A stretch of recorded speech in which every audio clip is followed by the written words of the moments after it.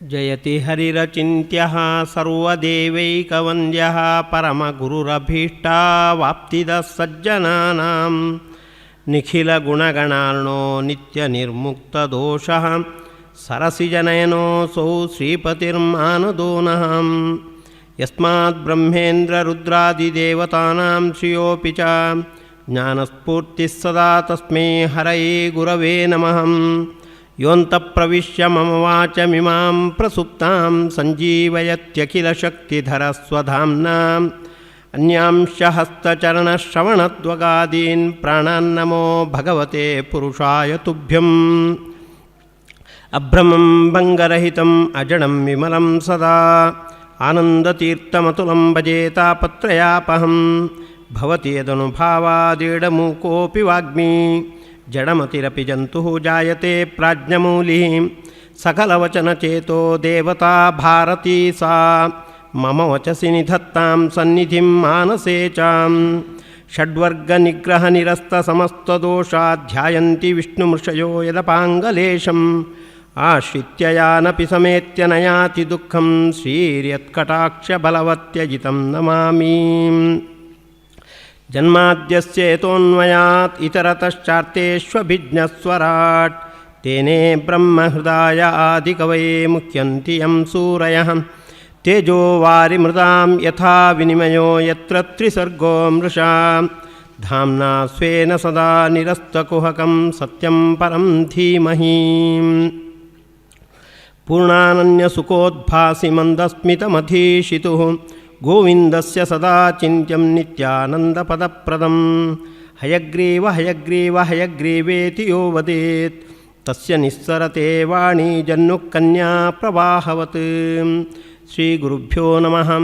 ಭಾಗವತದಲ್ಲಿ ನಾರದರ ಸಂದೇಶ ಹಾಗೂ ಸಾಧನೆಗಳನ್ನು ಪರಿಶೀಲಿಸ್ತಾ ಇದ್ದೇವೆ. ದಾಸೀಪುತ್ರರಾಗಿದ್ದ ನಾರದರು ಚತುರ್ಮುಖನ ಪುತ್ರರಾಗಿ ಹುಟ್ಟಲಿಕ್ಕೆ ಚಾತುರ್ಮಾಸ್ಯ ಅವಧಿಯಲ್ಲಿ ಋಷಿಗಳ ಸಮಾಗಮ ಏನು ನಡೆಸಿದ್ರು ಅದರ ಫಲ ಅಂತ ಕಂಡಿದ್ದು. ಬರೀ ಅಷ್ಟು ಮಾತ್ರ ಅಲ್ಲ, ಅವರು ಚತುರ್ಮುಖನ ತೊಡೆಯಿಂದ ಹುಟ್ಟಿ ಬಂದ ಆ ನಾರದ ಜನ್ಮದಲ್ಲಿ ಸಾಧನಾ ಕೌಶಲವನ್ನು ಸಾಕಷ್ಟು ತೋರಿಸಿದ್ದಾರೆ. ಅದನ್ನು ವೇದವ್ಯಾಸರ ಎದುರು ನಿವೇದಿಸಿಕೊಳ್ತಾ ಇದ್ದಾರೆ. ಅಂತರ್ಬಹಿಶ್ಚ ಲೋಕಾಂತ್ರೀನ್ ಪರ್ಯೇಮ್ಯಸ್ಕಂದಿತ ವ್ರತಃ. ವೇದವ್ಯಾಸರೇ, ನಿಮ್ಮ ಅನುಗ್ರಹದಿಂದ ಎಲ್ಲ ಲೋಕಗಳಿಗೂ ಸಂಚಾರ ಮಾಡತಕ್ಕಂತಹ ಒಂದು ಸಾಮರ್ಥ್ಯ, ಅದಕ್ಕೆ ಬೇಕಾದ ಅಧಿಕಾರ ನನಗೆ ಸಿದ್ಧಿಸಿದೆ. ಅನುಗ್ರಹಾದ್ ಮಹಾವಿಷ್ಣೋ ಅವಿಘಾತ ಗತಿ ಕ್ವಚಿತ್. ಯಾರೂ ನನ್ನನ್ನು ತಡೆಯುವವರಿಲ್ಲ. ಬರೇ ದೇವತೆಗಳ ಸಭೆ ಮಾತ್ರ ಅಲ್ಲ, ಅಸುರರ ಸಭೆಗೆ ಹೋದಾಗಲೂ ಕೂಡ ನಾರದರು ಬಂದರು ಅಂದರೆ ಯಾರೂ ತಡೆಯುವುದಿಲ್ಲ. ಇದಕ್ಕೇನು ಕಾರಣ? ಅನುಗ್ರಹಾದ್ ಮಹಾವಿಷ್ಣೋ, ಭಗವಂತನ ಅನುಗ್ರಹದಿಂದ ಇಂಥ ಒಂದು ಸೌಲಭ್ಯವನ್ನು ನಾನು ಪಡ್ಕೊಂಡಿದ್ದೇನೆ. ದೇವದತ್ತಾಮಿಮಾಂ ವೀಣಾಂ ಸ್ವರಬ್ರಹ್ಮ ವಿಭೂಷಿತಾಂ ಮೂರ್ಛಯಿತ್ವಾ ಹರಿಕಥಾಂ ಗಾಯಮಾನಃ ಚರಾಮ್ಯಹಂ. ಆದರೆ ಈ ಸಾಧನ ಸೌಲಭ್ಯವನ್ನು ನಾನು ದುರುಪಯೋಗಪಡಿಸುವುದಿಲ್ಲ. ಎಲ್ಲಿಗೆ ನಾನು ಹೋಗ್ತಾ ಇರುವಾಗಲೂ ಕೂಡ ಈ ವೀಣೆಯನ್ನು ಹಿಡ್ಕೊಂಡು ಹೋಗ್ತೇನೆ. ವೀಣೆಯನ್ನು ಕೂಡ ಯಾವ ರೀತಿ ಅದನ್ನು ಬಳಸ್ಕೊಳ್ತೇನೆ ಅಂದರೆ, ಮೂರ್ಛಯಿತ್ವಾ ಹರಿಕಥಾಂ ಗಾಯಮಾನಃ ಚರಾಮ್ಯಹಂ. ಅದನ್ನು ಬಾರಿಸ್ತಾ ಭಗವಂತನ ಕಥೆಯನ್ನು ಮತ್ತೆ ಮತ್ತೆ ನಾನು ಅದನ್ನು ಯಾರು ಕೇಳ್ತಾರೋ ಅವರಿಗೂ ಕೂಡ ಅದರ ನೆನಪು ಬರುವಂತೆ ನಾನು ಸಂಚಾರ ಮಾಡ್ತಾ ಇರ್ತೇನೆ. ಆ ವೀಣೆಗೆ ಒಂದು ವಿಶೇಷಣ ಕೊಟ್ಟಿದ್ದಾರೆ, ಸ್ವರಬ್ರಹ್ಮ ವಿಭೂಷಿತಾಂ ಅಂತ. ಮತ್ತೆ ಮತ್ತೆ ಇದು ಬರುತ್ತೆ, ಸ್ವರಬ್ರಹ್ಮ ವಿಭೂಷಿತ. ಸ್ವರದಿಂದ ಭೂಷಿತವಾದದ್ದು. ಆ ಸ್ವರ ಅದು ಬ್ರಹ್ಮ ಅಂತ. ಸ್ವರ ಬ್ರಹ್ಮ ಆಗುವುದು ಹೇಗೆ ಅಂದರೆ, ಬ್ರಹ್ಮನ ವಿಶೇಷ ಸನ್ನಿಧಾನಕ್ಕೆ ಪಾತ್ರ ಆದಾಗ ಸ್ವರವೂ ಕೂಡ ಬ್ರಹ್ಮ ಆಗುತ್ತೆ. ಶಾಂತಿ ಪಾಠದಲ್ಲಿ ನಾವು ನಮಸ್ತೆ ವಾಯು ಅಂತ ವಾಯುದೇವರನ್ನು ಸಂಬೋಧನೆ ಮಾಡಿ ತ್ವಮೇವ ಪ್ರತ್ಯಕ್ಷಂ ಬ್ರಹ್ಮಾಸಿ ಅಂತ ಕರಿತೇವೆ. ನೀನೇ ಬ್ರಹ್ಮನಾಗಿದ್ದಿ ಅಂತ. ವಾದಿರಾಜ ಗುರುಗಳು ಅದಕ್ಕೆ ವ್ಯಾಖ್ಯಾನ ಮಾಡ್ತಾರೆ. ವಾಯುದೇವರು ಬ್ರಹ್ಮ ಆಗುವುದು ಹೇಗೆ? ಬ್ರಹ್ಮನ ವಿಶೇಷ ಸನ್ನಿಧಾನಕ್ಕೆ ಪಾತ್ರರಾಗಿ ಬ್ರಹ್ಮನ ಪ್ರತೀಕ ಆದಾಗ ಅವರನ್ನು ಬ್ರಹ್ಮ ಅಂತ ಕರೆಯುವುದು ಇದೆ. ನಾವು ಹೇಗೆ ಪ್ರತಿಮೆಯನ್ನು ತೋರಿಸಿ, ಕಲ್ಲಿನ ಪ್ರತಿಮೆಯನ್ನು ತೋರಿಸಿ ಕೃಷ್ಣ ಅಂತ ಕರಿತೇವೆ.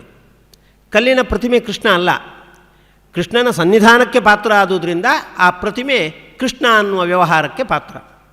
ಅದರಂತೆ ನಾರದರು ವೀಣೆಯಿಂದ ಹೊರಡಿಸ್ತಕ್ಕಂಥ ಸ್ವರ ಅದು ಬ್ರಹ್ಮ. ಯಾಕೆಂದರೆ ಆ ಸ್ವರದಲ್ಲಿ ಪೂರ್ತಿ ಬ್ರಹ್ಮನ ಸನ್ನಿಧಾನ. ಅವರು ಪರಮಾತ್ಮನನ್ನು ಬಿಟ್ಟು ಬೇರೆ ಯಾವ ಸ್ವರವನ್ನು ಹೊರಡಿಸುವುದೇ ಇಲ್ಲ, ಪರಮಾತ್ಮನ ಬಗ್ಗೆಯೇ ಸ್ವರವನ್ನು ಹೊರಡಿಸುವಂಥದ್ದು. ಹಾಗಾಗಿ ಅವರ ಸ್ವರವನ್ನು ಉಲ್ಲೇಖ ಮಾಡುವಾಗ ಸ್ವರಬ್ರಹ್ಮ ವಿಭೂಷಿತಾಂ ಅಂತ ಅಲ್ಲಲ್ಲಿ ಹೇಳ್ತಾರೆ, ಸ್ವರಬ್ರಹ್ಮ ಅಂತ. ಆ ಸ್ವರವೂ ಕೂಡ ನಾರದರ ವೀಣೆಯಿಂದ ಹೊರಡತಕ್ಕಂಥ ಸ್ವರವೂ ಕೂಡ ಅದು ಬ್ರಹ್ಮ. ಯಾಕೆಂದರೆ ಬ್ರಹ್ಮನ ವಿಶೇಷ ಸನ್ನಿಧಾನಕ್ಕೆ ಪಾತ್ರ ಆಗಿರುವುದರಿಂದ. ಹೀಗೆ ಆ ವೀಣೆಯನ್ನು ಬಾರಿಸ್ತಾ ಎಲ್ಲರಿಗೆ ಭಗವಂತನ ಪ್ರಜ್ಞೆ, ಭಗವಂತನ ನೆನಪು ಬರುವಂತೆ ನಾನು ಸಂಚರಿಸ್ತಾ ಇರ್ತೇನೆ. ಪ್ರಗಾಯತ ಸ್ವವೀರ್ಯಾಣಿ ತೀರ್ಥಪಾದ ಪ್ರಿಯಶ್ರವಾಹ ಆಹೂತ ಯುವಮೇ ಶೀಘ್ರಂ ದರ್ಶನಂ ಯಾತಿ ಚೇತಸಿ. ಎಷ್ಟು ಭಗವಂತ ನನ್ನ ಮೇಲೆ ಅನುಗ್ರಹ ಮಾಡಿದ್ದಾನೆ ಅಂದರೆ, ನಾನು ಹಾಡ್ತಾ ಇರುವಾಗ ನನ್ನ ಹೃದಯದಲ್ಲಿ ದೇವರು ಕಾಣಿಸಬೇಕು ಅಂದಾಗ ಕೂಡಲೇ ಕಾಣಿಸ್ತಾನೆ. ಹೇಗೆ ಆಹೂತ ಯುವಮೇ ಶೀಘ್ರಂ, ಒಬ್ಬ ಅತಿಥಿ ಅಭ್ಯಾಗತನನ್ನು ನಾವು ಕರೆದಾಗ ಹೇಗೆ ಅವ ನಮ್ಮ ಮನೆಗೆ ಬರ್ತಾನೋ, ಆ ರೀತಿ ದೇವರು ನನ್ನ ಹೃದಯದಲ್ಲಿ ಕಾಣಿಸಿಕೊಳ್ಬೇಕು ಅಂದಾಗ ಆಹೂತ ಯುವಮೇ ಶೀಘ್ರಂ ದರ್ಶನಂ ಯಾತಿ, ಕೂಡಲೇ ಹೃದಯದಲ್ಲಿ ನನಗೆ ತನ್ನ ದರ್ಶನವನ್ನು ನೀಡ್ತಾ ಇದ್ದಾನೆ. ದಾಸೀಪುತ್ರನಾಗಿದ್ದಾಗ ಒಮ್ಮೆ ಕಿಂಚಿತ್ ಕಾಲ ಮಾತ್ರ ದರ್ಶನ ನೀಡಿದ್ದ. ಮತ್ತೆ ನಾನು ಪ್ರಯತ್ನಪಟ್ಟೆ. ಆಗ ಅಶರೀರವಾಣಿಯ ಮೂಲಕ ದೇವರು ತಿಳಿಸಿದ, ನಿನಗೆ ಈ ಜನ್ಮದಲ್ಲಿ ಇಷ್ಟೇ ದರ್ಶನ, ಮುಂದಿನ ಜನ್ಮದಲ್ಲಿ ದರ್ಶನದ ಸೌಲಭ್ಯ ನೀನು ಪಡ್ಕೊಳ್ಬೋದು ಅಂತ. ಆ ಸೌಲಭ್ಯವನ್ನು ಈಗ ನನಗೆ ಭಗವಂತ ಅನುಗ್ರಹಿಸ್ತಾ ಇದ್ದಾನೆ ಅಂತ. ಹೀಗೆ ತಾನು ಚತುರ್ಮುಖನ ಪುತ್ರರಾಗಿ ಹುಟ್ಟಿರುವುದು ಮಾತ್ರ ಅಲ್ಲ, ಆ ಚತುರ್ಮುಖನ ಪುತ್ರರಾಗಿ ಸಾಕಷ್ಟು ಸಾಧನೆಯನ್ನು, ಭಗವಂತನ ನಾಮ ಸಂಕೀರ್ತನೆಯ ಸಾಧನೆಯನ್ನು ವಿಶೇಷವಾಗಿ ನಡೆಸ್ತಾ ಇದ್ದೇನೆ ಅಂತ ವೇದವ್ಯಾಸರ ಎದುರು ನಿವೇದಿಸಿಕೊಳ್ತಾ ಇದ್ದಾರೆ. ಅದನ್ನು ವರದಿಸಿರ್ತಕ್ಕಂಥ ಉಗ್ರಶ್ರವಸೂತರು ನೈಮಿಷಾರಣ್ಯದಲ್ಲಿ ಹೇಳ್ತಾರೆ, ಅಹೋ ದೇವರ್ಷಿ ಧನ್ಯೋಯಂ ಯಕ್ಕೀರ್ತಿಂ ಶಾರ್ಂಗಧನ್ವನಃ ಗಾಯನ್ ಮಾಧ್ವ್ಯಾ ಗಿರಾ ತಂತ್ರ್ಯ ರಮಯತ್ಯಾತುರಂ ಜಗತ್. ಶೌನಕಾದಿಗಳೇ ನೋಡಿ, ಈ ದೇವರ್ಷಿ ಎಷ್ಟು ಧನ್ಯನಾಗಿದ್ದಾನೆ. ಯಾಕೆಂದರೆ ಇಡೀ ಜಗತ್ತಲ್ಲಿ ದೇವರ ನಾಮ ಸಂಕೀರ್ತನೆ ಮಾಡ್ತಾ ಮಾಡ್ತಾ ಮಾಡ್ತಾ ರಮಯತ್ಯಾತುರಂ ಜಗತ್, ಈ ಜಗತ್ತು ದುಃಖದ ಮಡುವಿನಲ್ಲಿ ಮುಳುಗಿರುವಂಥದ್ದು. ಅದಕ್ಕೆ ಏನಾದರೂ ಆನಂದ ಆಗಬೇಕಾಗಿದೆ, ಭಗವಂತನ ನಾಮ ಶ್ರವಣ ಆಗಬೇಕು. ಆ ಕೆಲಸವನ್ನು ನಾರದರು ಮಾಡ್ತಾ ಇದ್ದಾರೆ. ತಮ್ಮ ವೀಣೆಯ ಮೂಲಕ ಭಗವಂತನ ನಾಮದ ನೆನಪು ಬರುವಂತೆ ಮಾಡಿ ರಮಯತ್ಯಾತುರಂ ಜಗತ್, ದುಃಖಪೂರ್ಣವಾಗಿರ್ತಕ್ಕಂಥ ಜಗತ್ತನ್ನು ಸಂತೋಷಪಡಿಸ್ತಕ್ಕಂಥ ಕೆಲಸದಲ್ಲಿ ಅವರು ತೊಡಗಿದ್ದಾರೆ ಅಂತ ಉಗ್ರಶ್ರವಸೂತರು ನೈಮಿಷಾರಣ್ಯದಲ್ಲೂ ಕೂಡ ಅದನ್ನು ನಿರೂಪಣೆ ಮಾಡ್ತಾ ಇದ್ದಾರೆ. ಇಂತಹ ನಾರದರು ಉಪದೇಶಕರಾಗಿ ವಿಶೇಷವಾಗಿ ಅಲ್ಲಲ್ಲಿ ಪಾಲ್ಗೊಳ್ತಾ ಇದ್ದಾರೆ, ಪಾತ್ರವನ್ನು ವಹಿಸ್ತಾ ಇದ್ದಾರೆ. ಭಾಗವತದ ಉಪದೇಶದ ಪರಂಪರೆಯಲ್ಲಿಯೂ ಕೂಡ ನಾರದರ ಒಂದು ಪಾತ್ರ ಬಹಳ ಮಹತ್ವಪೂರ್ಣವಾದದ್ದು. ಚತುರ್ಮುಖ ಭಾಗವತದ ಉಪದೇಶ ನೀಡಿ ಇದನ್ನು ನೀವು ಪ್ರಸ್ತುತಪಡಿಸಬೇಕು ಅಂತ ಹೇಳ್ತಾನೆ. ನಾವು ಮೊನ್ನೆ ಆ ಮಾತನ್ನು ಕಂಡಿದ್ದೇವೆ. ಇದಂ ಭಾಗವತಂ ನಾಮ, ಕೆಲವು ಭಗವಂತನ ಚರಿತ್ರೆಯನ್ನೆಲ್ಲ ಹೇಳಿದ, ಅವತಾರಗಳನ್ನೆಲ್ಲ ಚತುರ್ಮುಖ ತಿಳಿಸಿ ಯನ್ಮೇ ಭಗವತೋದಿತಂ, ನಾರಾಯಣ ರೂಪಿ ಪರಮಾತ್ಮ ನನಗೇ ಉಪದೇಶ ಕೊಟ್ಟಿರ್ತಕ್ಕಂಥ ಭಾಗವತ ಇಷ್ಟು. ಸಂಗ್ರಹೋಯಂ ವಿಭೂತೀನಾಂ, ಭಗವಂತನ ವಿಭೂತಿ ರೂಪಗಳ ಸಂಗ್ರಹ ರೂಪದಲ್ಲಿ ಇರುವಂಥದ್ದು. ಆದರೆ ನೀನು ಇಷ್ಟೇ ಹೇಳುವುದಲ್ಲ, ತದೇತದ್ ವಿಪುಳೀಕುರು, ಇದನ್ನು ವಿಸ್ತಾರವಾಗಿ ನೀವು ಹೇಳಬೇಕಾದದ್ದು. ವಿಸ್ತಾರ ಮಾಡುವಾಗ ಯಾವ ಮಾನದಂಡ ಇಟ್ಟುಕೊಳ್ಬೇಕು ಅಂದರೆ ಯಥಾಂ ನೃಣಾಂ ಭಗವದ್ಭಕ್ತಿ ಸ್ಯಾತ್, ಅದನ್ನು ಕೇಳಿದಾಗ ಆ ಮನುಷ್ಯರಿಗೆ ಭಗವಂತನಲ್ಲಿ ವಿಶೇಷವಾಗಿ ಭಕ್ತಿ ಮೂಡಬೇಕು. ಆ ರೀತಿ ಅದನ್ನು ವಿಪುಲೀಕುರು ಅಂತ ನಾರದರಿಗೆ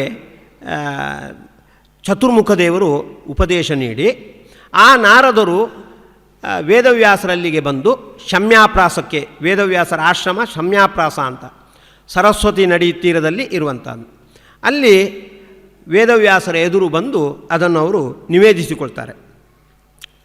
ವೇದವ್ಯಾಸರು ವಾಸ್ತವವಾಗಿ ಪರಮಾತ್ಮನ ಸಾಕ್ಷಾತ್ ರೂಪ, ಅವರಿಗೆ ಎಲ್ಲವೂ ಕೂಡ ತಿಳಿದಿದೆ.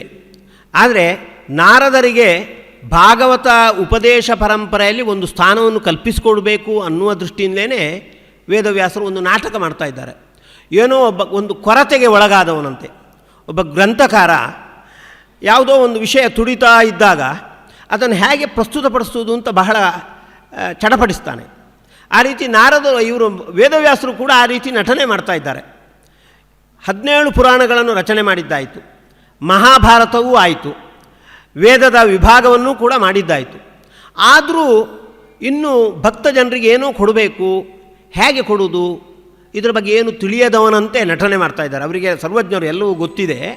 ಇದು ಯಾಕೆ ನಟನೆಯ ಉದ್ದೇಶ ಏನು ಅಂದರೆ ನಾರದರಿಂದ ಆ ಉಪದೇಶವನ್ನು ಪಡ್ಕೊಂಡ ಹಾಗೆ ಮಾಡಿ ನಾರದರಿಗೆ ಆ ಮೂಲಕ ಯಶಸ್ಸು ಮತ್ತು ಕೀರ್ತಿ ಬರುವಂತೆ ಮಾಡಬೇಕು ಅಂತ ಭಕ್ತವತ್ಸಲರಾಗಿರ್ತಕ್ಕಂಥ ವೇದವ್ಯಾಸರು ಮಾಡುವಂಥ. ವೇದವ್ಯಾಸರ ಸಂಕಲ್ಪ ಗೊತ್ತಾಗಿದೆ ನಾರದರಿಗೆ. ಹಾಗಾಗಿ ನಾರದರು ಬಂದು ಅವರು ನಿವೇದಿಸಿಕೊಳ್ತಾ ಇದ್ದಾರೆ. ಉರುಕ್ರಮಸ್ಯ ಅಖಿಲ ಬಂಧ ವಿಮುಕ್ತಯೇ ಸಮಾಧಿನಾನು ಸ್ಮರಯದ್ ವಿಚೇಷ್ಟಿತಂ. ವೇದವ್ಯಾಸರೇ, ನೀವು ಇಷ್ಟು ಮಾಡಬೇಕಾದದ್ದು ಸಜ್ಜನರ ಉದ್ಧಾರಕ್ಕಾಗಿ ನೀವು ಸಮಾಧಿನಾನುಸ್ಮರ ಯದ್ವಿಚೇಷ್ಟಿತಂ, ಭಗವಂತನ ಲೀಲೆಗಳನ್ನು ಮಹಿಮೆಗಳನ್ನು ಸಮಾಧಿ ಭಾಷೆಯಿಂದ ನೀವು ರಚನೆ ಮಾಡಬೇಕಾದದ್ದು. ಪುರಾಣಗಳಲ್ಲಿ ಗುಹ್ಯ ಭಾಷೆ ಹಾಗೆ ದರ್ಶನ ಭಾಷೆ ಇವುಗಳ ಪ್ರಾಚುರ್ಯ ಇದೆ. ಹಾಗಾಗಿ ನಿಜವಾದ ತತ್ವ ಯಾವುದು ಅಂತ ಸ್ಪಷ್ಟ ಗೊತ್ತಾಗುವುದಿಲ್ಲ. ಅದಕ್ಕೆ ಸಮಾಧಿ ಭಾಷೆ ಅಂದರೆ ಆ ಶೈಲಿಯನ್ನು ಕಂಡು ಕೂಡಲೇ ವಿಷ್ಣು ಸರ್ವೋತ್ತಮತ್ವ, ದೇವತೆಗಳ ತಾರತಮ್ಯ ಇದೆಲ್ಲ ಸ್ಪಷ್ಟವಾಗಿ ಎದ್ದು ಕಾಣಬೇಕು. ಆ ರೀತಿಯ ಶೈಲಿಯನ್ನು ನೀವು ಅಳವಡಿಸಿಕೊಂಡು, ಸಮಾಧಿ ಭಾಷೆಯ ಶೈಲಿಯನ್ನು ಅಳವಡಿಸಿಕೊಂಡು ನೀವೊಂದು ಗ್ರಂಥ ರಚನೆ ಮಾಡಬೇಕು. ಇದರಿಂದ ಭಗವದ್ಭಕ್ತರ ಉದ್ಧಾರ ಆಗುತ್ತೆ ಅಂತ ಭಕ್ತರ ಪರವಾಗಿ ನಿವೇದಿಸಿಕೊಳ್ತಾ ಇದ್ದಾರೆ. ಸಮಾಧಿನಾನುಸ್ಮರಯದ್ ವಿಚೇಷ್ಟಿತಂ ಅಂತ. ಇದು ನಾರದರ ಒಂದು ದೊಡ್ಡ ಸೇವೆ. ಭಾಗವತ ಅಭಿವ್ಯಕ್ತಿ ಆಗುವಲ್ಲಿ, ವೇದವ್ಯಾಸರ ಮೂಲಕ ಅಭಿವ್ಯಕ್ತಿ ಹೊಂದುವಲ್ಲಿ ನಾರದರು ನಿವೇದಿಸಿಕೊಂಡು ಅವರ ನಿವೇದನೆಗೆ ಅನುಗುಣವಾಗಿ ವೇದವ್ಯಾಸರು ಇದು ಭಾಗವತವನ್ನು ರಚನೆ ಮಾಡಿರುವಂಥದ್ದು. ಈ ರೀತಿ ಜ್ಞಾನ ಕಾರ್ಯದಲ್ಲಿ ನಾರದರು ಪಾಲ್ಗೊಂಡಿದ್ದಾರೆ. ಚತುರ್ಥ ಸ್ಕಂದದಲ್ಲಿ ಧ್ರುವನ ವ್ಯಕ್ತಿತ್ವದ ಅರಳುವಿಕೆಯಲ್ಲಿ ನಾರದರ ಪಾತ್ರ ಬಹಳ ದೊಡ್ಡದು, ಪ್ರಮುಖವಾದದ್ದು. ತೃತೀಯ ಸ್ಕಂದದಲ್ಲಿ ಹೆಚ್ಚು ಅವರ ಪ್ರಸ್ತಾವ ಬರುವುದಿಲ್ಲ. ಭಾಗವತದ ಚತುರ್ಥ ಸ್ಕಂದದಲ್ಲಿ ಅದು ಧ್ರುವನ ಚರಿತ್ರೆಗೆ ಸಂಬಂಧಪಟ್ಟಂತೆ ನಾರದರ ಪಾತ್ರ ಬಹಳ ಪ್ರಮುಖವಾಗಿ ಕಾಣಿಸಿಕೊಳ್ಳುತ್ತೆ. ಧ್ರುವ ತನ್ನ ಚಿಕ್ಕಮ್ಮ ಸುರುಚಿ ಅವಮಾನ ಮಾಡಿದ್ಲು ಅಂತ ತಾಯಿಯ ನಿರ್ದೇಶನಕ್ಕೆ ಅನುಗುಣವಾಗಿ ನಿಶ್ಚಕ್ರಾಮ ಪಿತುಪುರಾತ್ ಅಂತ ಪಟ್ಟಣದಿಂದ ಹೊರಟೋಗಿದ್ದಾನೆ ತಾನು ತಪಸ್ಸು ಮಾಡಬೇಕು ಅಂತ. ಆದರೆ ಧ್ರುವನ ಸ್ಥಿತಿಯನ್ನು ನಾವು ತಿಳ್ಕೊಳ್ಬೇಕಾದದ್ದು. ಅವ 5 ವರ್ಷದ ಬಾಲಕ, ಕ್ಷತ್ರಿಯ ಬಾಲಕ, ಇಷ್ಟವರೆಗೆ ಪಾಠ ಪ್ರವಚನ ಏನೂ ಕೇಳಿದವನಲ್ಲ. ತಪಸ್ಸು ಎಲ್ಲಿ ಮಾಡಬೇಕು, ಹೇಗೆ ಮಾಡಬೇಕು, ತಪಸ್ಸು ಅಂದರೆ ಏನು, ಇದ್ರ ಬಗ್ಗೆ ಏನೂ ತಿಳ್ಕೊಂಡಿಲ್ಲವ. ಆದರೂ ಸುನೀತಿ ಹೇಳಿದ್ಲು, ನೀನು ಈ ಒಂದು ಆಪತ್ತಿನಿಂದ ಪಾರಾಗಬೇಕಾಗಿದ್ರೆ ಭಗವಂತನನ್ನೇ ನೀನು ಶರಣಾಗತನಾಗಬೇಕು. ತಪಸ್ಸಿನಿಂದ ಅವನನ್ನು ಸಂತೋಷಪಡಿಸಿ ಅವನ ಅನುಗ್ರಹಕ್ಕೆ ಪಾತ್ರನಾದರೆ ಮಾತ್ರ ನಿನಗೆ ಶ್ರೇಯಸ್ಸಾಗುತ್ತೆ ಅಂತ ಹೇಳಿದ್ಲು. ಆಯಿತು, ನಾನು ತಪಸ್ಸು ಮಾಡ್ತೇನೆ ಅಂತ ಹೊರಟೋದ ಧ್ರುವ. ಆದರೆ ತಪಸ್ಸು ಅಂದರೆ ಏನು, ತಪಸ್ಸು ಹೇಗೆ ಮಾಡೋದು ಏನೂ ಅವನಿಗೆ ಗೊತ್ತಿಲ್ಲ. ಆಗ ನಾವು ಸಾಧನೆಗೆ ತೊಡಗಿದಾಗ ಭಗವಂತ ಅದಕ್ಕೆ ಬೇಕಾದ ವೇದಿಕೆಯನ್ನು ನಿರ್ಮಾಣ ಮಾಡ್ತಾನೆ. ಆ ಸಾಧನೆ ಮಾಡಬೇಕು ಅನ್ನೋದರಲ್ಲಿ ಪ್ರಾಮಾಣಿಕತೆ ಇತ್ತು ಅಂತಾದರೆ ಆ ಪ್ರಾಮಾಣಿಕತೆಯನ್ನು ಗುರುತಿಸಿ ಅದಕ್ಕೆ ಬೇಕಾಗಿರ್ತಕ್ಕಂಥ ಎಲ್ಲ ಸಾಮಗ್ರಿಯನ್ನು ಭಗವಂತ ಒದಗಿಸಿಕೊಡ್ತಾನೆ. ಇದಕ್ಕೆ ಒಳ್ಳೆಯ ನಿದರ್ಶನ ಧ್ರುವನ ಚರಿತ್ರೆ. ಧ್ರುವ ಹಾಗೆ ಹೊರಟಾಗ ನಾರದಸ್ತದುಪಾಕರ್ಣ್ಯ ಜ್ಞಾತ್ವಾ ಚಾಸ್ಯ ಚಿಕೀರ್ಷಿತಂ ಅಂತ ನಾರದರಿಗೆ ಇದು ಗೊತ್ತಾಯ್ತಂತೆ. ಈ ಧ್ರುವ ತಪಸ್ಸಿಗಾಗಿ ಪಟ್ಟಣದಿಂದ ಕಾಡಿಗೆ ಸಾಗ್ತಾ ಇದ್ದಾನೆ ಅನ್ನುವ ವಿಷಯ ನಾರದರಿಗೆ ತಿಳಿದುಬಿಡ್ತು. ಕೂಡಲೇ ನಾರದರು ಬಂದಿದ್ದಾರೆ.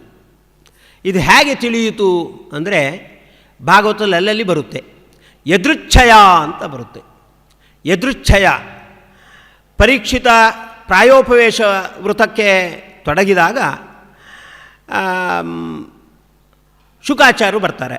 ಶುಕಾಚಾರ್ಯ ಅವಧೂತರು. ಅವ್ರಿಗೆ ಹೇಗೆ ಗೊತ್ತಾಯಿತು ಅಂದರೆ ಅಲ್ಲಿಯೂ ಹೇಳ್ತಾರೆ ಯದೃಚ್ಛಯ ಅಂತ.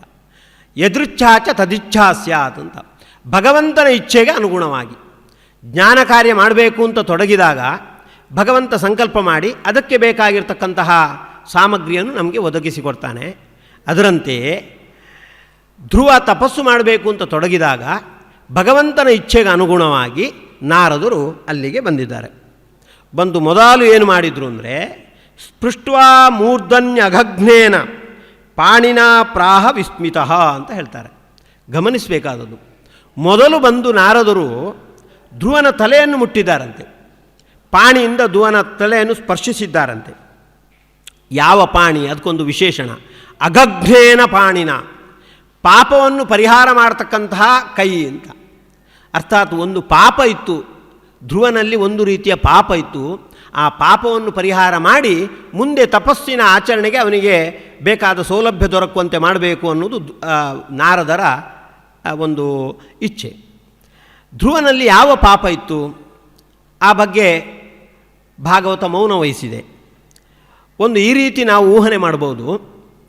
ಸಾಮಾನ್ಯವಾಗಿ ಏನಾದರೂ ಸಾಧನೆ ಮಾಡಬೇಕಾಗಿದ್ದರೆ ತಂದೆ ತಾಯಂದಿರ ಸೌಮನಸ್ಯ ಬೇಕು. ತಂದೆ ತಾಯಂದಿರ ಸೌಮನಸ್ಯ ಇಲ್ಲ ಅಂತಾದರೆ ಯಾವುದೇ ಸಾಧನೆ ಫಲಿಸುವುದಿಲ್ಲ. ಇದನ್ನು ನಮಗೆ ಸ್ಪಷ್ಟಪಡಿಸಿರ್ತಕ್ಕಂಥವರು ವಾದಿರಾಜ ಗುರುಗಳು. ಕಾಟಕೋಪನಿಷತ್ತಲ್ಲಿ ಒಂದು ಈ ರೀತಿಯ ಪ್ರಸಂಗ ಬರುತ್ತೆ. ನಚಿಕೇತ ಯಮನಿಂದ 3 ವರವನ್ನು ಕೇಳುವ ಒಂದು ಪ್ರಸಂಗ. ಮೊದಲನೇ ವರ ಏನು ಕೇಳಿದ ಅಂದರೆ ಪಿತೃಸೌಮನಸ್ಯ ಕೇಳಿದ ಅಂತ ಬರುತ್ತೆ. ತಂದೆ ಉದ್ದಾಲಕರು ನನ್ನ ಬಗ್ಗೆ ಸುಮನಸ್ಕರಾಗಿರಬೇಕು, ಇಷ್ಟವರೆಗೆ ಉದ್ದಾಲಕರಿಗೆ ಅಸಮಾಧಾನ ಇದೆ, ಆ ಅಸಮಾಧಾನ ದೂರ ಆಗಿ ಅವರು ನನ್ನ ಬಗ್ಗೆ ಪ್ರಸನ್ನರಾಗಬೇಕು ಅಂತ ಮೊದಲನೇ ವರವಾಗಿ ಕೇಳಿದ ಅಂತ ಕಾಟಕೋಪನಿಷತ್ತಲ್ಲಿ ಬರುತ್ತೆ. ಇದರ ಬಗ್ಗೆ ವಾದಿರಾಜ ಗುರುಗಳು ಬೆಳಕು ಚೆಲ್ತಾ ಇದ್ದಾರೆ. ಇದು ಯಾಕೆ ಕೇಳಿದ? ಯಾಕೆಂದರೆ ನಚಿಕೇತ ವಿಶೇಷವಾಗಿ ಭಗವಂತನ ಬಗ್ಗೇ ಕೇಳಿರುವಂಥದ್ದು. ಉಳಿದ 2 ವರಗಳಲ್ಲೂ ಕೂಡ ಸ್ವರ್ಗಾಗ್ನಿಯನ್ನು ನಿಯಮಿಸ್ತಕ್ಕಂಥ ಭಗವಂತನ ಸ್ವರೂಪದ ಬಗ್ಗೆ, ಹಾಗೆ ಮುಕ್ತ ಸ್ವರೂಪವನ್ನು ನಿಯಮಿಸ್ತಕ್ಕಂಥ ಭಗವಂತನ ಸ್ವರೂಪದ ಬಗ್ಗೆ ಕೇಳಿರುವಂಥದ್ದು. ಅಂತಹ ನಚಿಕೇತ ಮೊದಲನೇ ವರದಲ್ಲಿ ಪಿತೃಸೌಮನಸ್ಯವನ್ನು ಯಾಕೆ ಕೇಳಿದ? ಅದು ಒಂದು ಲೌಕಿಕ ವಿಷಯ ತಾನೇ ಅಂತ ವಿಚಾರ ಮಾಡಿ ವಾದಿರಾಜ ಸ್ವಾಮಿಗಳು ಹೇಳ್ತಾರೆ, ಯಾವುದೇ ಸಾಧನೆ ಆಗಬೇಕಾಗಿದ್ರೆ ಪಿತೃಗಳ ಅನುಗ್ರಹ ಬೇಕು. ತಂದೆ ತಾಯಂದಿರ ಅವರು ಪೂರ್ಣ ಮನಸ್ಸಿನಲ್ಲಿ ಅವರು ಆಶೀರ್ವಾದ ಮಾಡಬೇಕು. ಅವರು ನಮ್ಮ ಬಗ್ಗೆ ವೈಮನಸ್ಯ ತಾಳಿದರೆ ಯಾವುದೇ ಸಾಧನೆ ಅದು ಫಲಿಸುವುದಿಲ್ಲ. ಅದು ಆ ಧರ್ಮ ಸೂಕ್ಷ್ಮ ನಚಿಕೇತನಿಗೆ ಗೊತ್ತು. ಹಾಗಾಗಿ ಅವ ಮೊದಲನೇದಾಗಿ ಯಮದೇವರಲ್ಲಿ ನನ್ನ ತಂದೆ ಪ್ರಸನ್ನರಾಗಬೇಕು ನನ್ನ ಬಗ್ಗೆ, ಈಗ ಅವರಿಗೆ ಅಸಮಾಧಾನ ಇದೆ, ಅದು ದೂರ ಆಗಿ ಅವರು ಪ್ರಸನ್ನರಾಗಬೇಕು ಅಂತ ಪಿತೃ ಸೌಮನಸ್ಯವನ್ನು ಮೊದಲನೇ ವರವಾಗಿ ಕೇಳಿದ ಅಂತ ವಾದಿರಾಜ ಸ್ವಾಮಿಗಳು ತಮ್ಮ ಟಿಪ್ಪಣಿಯಲ್ಲಿ ಬರಿತಾ ಇದ್ದಾರೆ. ಅದರಂತೆ ಈಗ ಧ್ರುವ ಸುನೀತಿ ಅವಮಾನ ಮಾಡಿದ್ಲು ಅಂತ ಬಂದ. ಆದರೆ ಇದರಿಂದ ಉತ್ತಾನಪಾದನಿಗೆ, ಧ್ರುವನ ಅಪ್ಪ ಉತ್ತಾನಪಾದನಿಗೆ ಮಹಾ ಅಸಮಾಧಾನವಾಗಿದೆ. ಯಾಕೆಂದರೆ ಉತ್ತಾನಪಾದ ನೀನು ಕಾಡಿಗೆ ಹೋಗು ಅಂತ ಹೇಳಲಿಲ್ಲ, ಅಥವಾ ಉತ್ತಾನಪಾದ ಅಸಹಾಯಕ ಸ್ಥಿತಿಯ ಒಂದು ಹೊರತು ಅವನೇನು ಇವನು ಕಾಡಿಗೆ ಹೋಗೋದ್ರಲ್ಲಿ ಅವನು ತನ್ನ ಸ್ವರವನ್ನು ಜೋಡಿಸಿಲ್ಲ. ಧ್ರುವ ಕಾಡಿಗೆ ಹೋಗುವುದು ಅವನಿಗೆ ತೀರಾ ಇದು ಅಸಮ್ಮತವಾಗಿರ್ತಕ್ಕಂಥದ್ದು. ಅದು ಧ್ರುವನಿಗೂ ಏನೋ ಗೊತ್ತಿರಲಿಕ್ಕೂ ಸಾಕು. ಅಂತೂ ಉತ್ತಾನಪಾದ ತಂದೆ ಆಗಿರ್ತಕ್ಕಂಥ ಉತ್ತಾನಪಾದಂದು ಈ ಕಾಡಿಗೆ ಹೋಗುವುದರಲ್ಲಿ ಅವನಿಗೆ ಒಂದು ಅಸಮಾಧಾನ ಇದೆ. ಆದುದರಿಂದ ಆ ಪಿತೃನ ವೈಮನಸ್ಯಕ್ಕೆ ಒಳಗಾಗಿ ಧ್ರುವ ಮುಂದೆ ತಪಸ್ಸು ಮಾಡ್ತಾನೆ ಅಂದರೆ ಆ ತಪಸ್ಸು ಯಶಸ್ವಿ ಆಗಲಿಕ್ಕಿಲ್ಲ. ಅದಕ್ಕಾಗಿ ನಾರದರು ಅಘಗ್ನವಾಗಿರ್ತಕ್ಕಂಥ ತನ್ನ ಪಾಣಿಯಿಂದ ಅವನ ತಲೆಯನ್ನು ಮುಟ್ಟಿ ತಂದೆಯನ್ನು ಸ್ವಲ್ಪ ವೈಮನಸ್ಯಕ್ಕೆ ಒಳಪಡಿಸಿರ್ತಕ್ಕಂಥ ಅವನ ಏನು ಪಾಪ ಇದೆ ಅದು ಪರಿಹಾರ ಆಗುವಂತೆ ಮಾಡಿಬಿಟ್ಟು ಮೊದಲು ಪರಿಹಾರ ಆಯಿತು. ಪರಿಹಾರ ಆಗೋದ್ರಿಂದ ಮುಂದೆ ತಪಸ್ಸೆಲ್ಲ ಮಾಡಿದರೆ ಅದು ಯಶಸ್ವಿ ಆಗುತ್ತೆ ಅಂತ. ಅದಕ್ಕಾಗಿ ಅಘಗ್ನೇನ ಅಂತ ಅದನ್ನು ಹೇಳೋದು. ಅಘಗ್ನೇನ ಪಾಣಿನ ಪಸ್ಪರ್ಶ ಅಂತ, ಪಾಪವನ್ನು ಪರಿಹಾರ ಮಾಡ್ತಕ್ಕಂಥ ಕೈಯಿಂದ ತಲೆಯನ್ನು ಮುಟ್ಟಿ ಆ ಪಾಪವನ್ನು ಪರಿಹಾರ ಮಾಡಿ ಪ್ರಾಹ ವಿಸ್ಮಿತಃ ಪ್ರಾಹ, ಆಶ್ಚರ್ಯಚಕಿತನಾಗಿ ಧ್ರುವನ ಜೊತೆಗೆ ಸಂವಾದ ಮಾಡ್ತಾ ಇದ್ದಾರೆ ನಾರದರು. ಮೊದಲು ಹೇಳ್ತಾ ಇದ್ದಾರೆ, ಅವನನ್ನು ಸ್ವಲ್ಪ ಹಿಂಜರಿಸ್ತಾ ಇದ್ದಾರೆ. ಯಾಕೆ ಕಾಡಿಗೆ ಹೋಗಬೇಕು? ಈಗ ನೀನು ಇನ್ನೂ ಚಿಕ್ಕವನಾಗಿದ್ದಿ, ಈಗ ಮಾನಾಪಮಾನದ ಬಗ್ಗೆ ಹೆಚ್ಚು ಸ್ಪಂದಿಸಲಿಕ್ಕೆ ಅವಕಾಶ ಇಲ್ಲ, ಹಾಗೀಗೆಲ್ಲ ಹೇಳ್ತಾ ಇದ್ದಾರೆ. ನಾರದರಿಗೆ ಗೊತ್ತು ಧ್ರುವ ತಪಸ್ಸು ಮಾಡಬೇಕು, ತಪಸ್ಸು ಮಾಡಲಿಕ್ಕೆ ಬೇಕಾದ ಅಂತಃಸತ್ವ ಇದೆ ಅನ್ನೋದು ಚೆನ್ನಾಗಿ ಗೊತ್ತು. ಆದರೂ ಅವನಲ್ಲಿರುವ ಅಂತಃಸತ್ವವನ್ನು ಬೆಳಕಿಗೆ ತರುವುದಕ್ಕಾಗಿ ಮೊದಲು ಇಂತಹ ಮಾತುಗಳನ್ನು ನಾರದರು ಆಡಿದ್ದಾರೆ. ಹೇಗೆ ನಚಿಕೇತನಿಗೆ ವರವನ್ನು ಕೊಡುವಾಗ, ಮುಕ್ತ ನಿಯಾಮಕನ ಬಗ್ಗೆ ವರವನ್ನು ಕೊಡುವಾಗ ಯಮದೇವರು ಮೊದಲು ಅವನಿಗೆ ಬೇರೆ ಬೇರೆ ಪ್ರಲೋಭನೆಗಳನ್ನು ಒದಗಿಸಿಕೊಟ್ಟು ಅವ ಹಿಂಜರಿಯುವಂತೆ ಮಾಡ್ತಾರೆ. ಆದರೆ ಅವ ಹಿಂಜರಿಯುವುದಿಲ್ಲ. ಆಮೇಲೆ ಅವನನ್ನು ಅಭಿನಂದನೆ ಮಾಡಿ ಮತ್ತೆ ಮುಕ್ತ ನಿಯಾಮಕ ಭಗವತ್ ಸ್ವರೂಪವನ್ನು ನಿರೂಪಣೆ ಮಾಡ್ತಾರೆ. ನಚಿಕೇತ ಆ ಉಪದೇಶಕ್ಕೆ ಅರ್ಹ ಅನ್ನೋದು ಯಮದೇವರಿಗೆ ಗೊತ್ತು. ಆದರೂ ಆ ಅರ್ಹತೆಯನ್ನು ಸ್ಪಷ್ಟಪಡಿಸುವುದಕ್ಕಾಗಿ ಮೊದಲು ಪೂರ್ವಪಕ್ಷ ರೀತಿಯಲ್ಲಿ ಅವನ ಎದುರು ಕೆಲವು ಪ್ರಲೋಭನೆಗಳನ್ನು ಒಡ್ಡುವಂಥದ್ದು. ಹೇಗೆ ಯಮದೇವರು ಹಾಗೆ ಮಾಡಿದರು, ಆ ರೀತಿ ನಾರದರು ಕೂಡ ಧ್ರುವ ತಪಸ್ಸು ಮಾಡುವವ, ಅವ ತನ್ನ ಪ್ರವೃತ್ತಿಯಿಂದ ಹಿಂದೆ ಎರೆಯುವುದಿಲ್ಲ ಅನ್ನೋದು ಚೆನ್ನಾಗಿ ಗೊತ್ತು.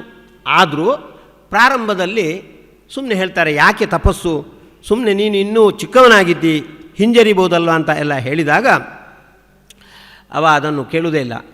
ನಾನು ಖಂಡಿತ ತಪಸ್ಸು ಮಾಡಿಯೇ ಮಾಡುವಂಥದ್ದು, ಆದುದರಿಂದ ನನಗೆ ತಪಸ್ಸು ಮಾಡಲಿಕ್ಕೆ ಯಾವ ರೀತಿ ಮಾರ್ಗದರ್ಶನವೋ ಆ ರೀತಿ ನೀವು ಕೊಡಬೇಕು ಅಂತ ಕೇಳ್ತಾ ಇದ್ದಾನೆ. ಅಥೋ ನಿವರ್ತತಾಮೇಷ ನಿರ್ಬಂಧ ತವ ನಿಷ್ಫಲ ಯತಿಷ್ಯತಿ ಭವಾನ್ ಕಾಲೇ ಶ್ರೇಯಸೆ ಸಮುಪಸ್ಥಿತೆ. ಈಗ ಇನ್ನೂ ಚಿಕ್ಕವನಾಗಿದ್ದಿ, ಇನ್ನು ದೊಡ್ಡವನಾದ ಮೇಲೆ ತಪಸ್ಸಿಗೆ ಬೇಕಾದರೆ ತೊಡಗಬಹುದು ಅಂತ ನಾರದರು ಹೇಳಿದರೆ ಅವ ಅದಕ್ಕೆ ಒಪ್ತಾ ಇಲ್ಲ.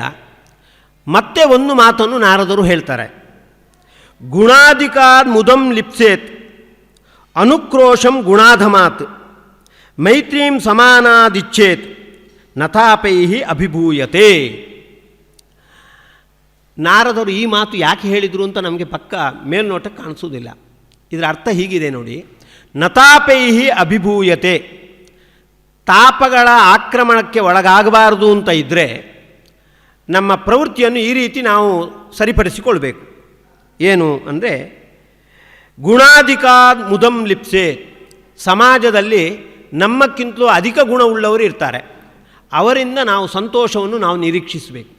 ಗುಣಾಧಿಕಾತ್ ಮುದಂ ಲಿಪ್ಸೆ, ಯಾರು ಗುಣದಿಂದ ಅಧಿಕರಾಗಿದ್ದಾರೆ ಅವರಿಂದ ಮಾತ್ರ ಮುದಂ ಲಿಪ್ಸೆ.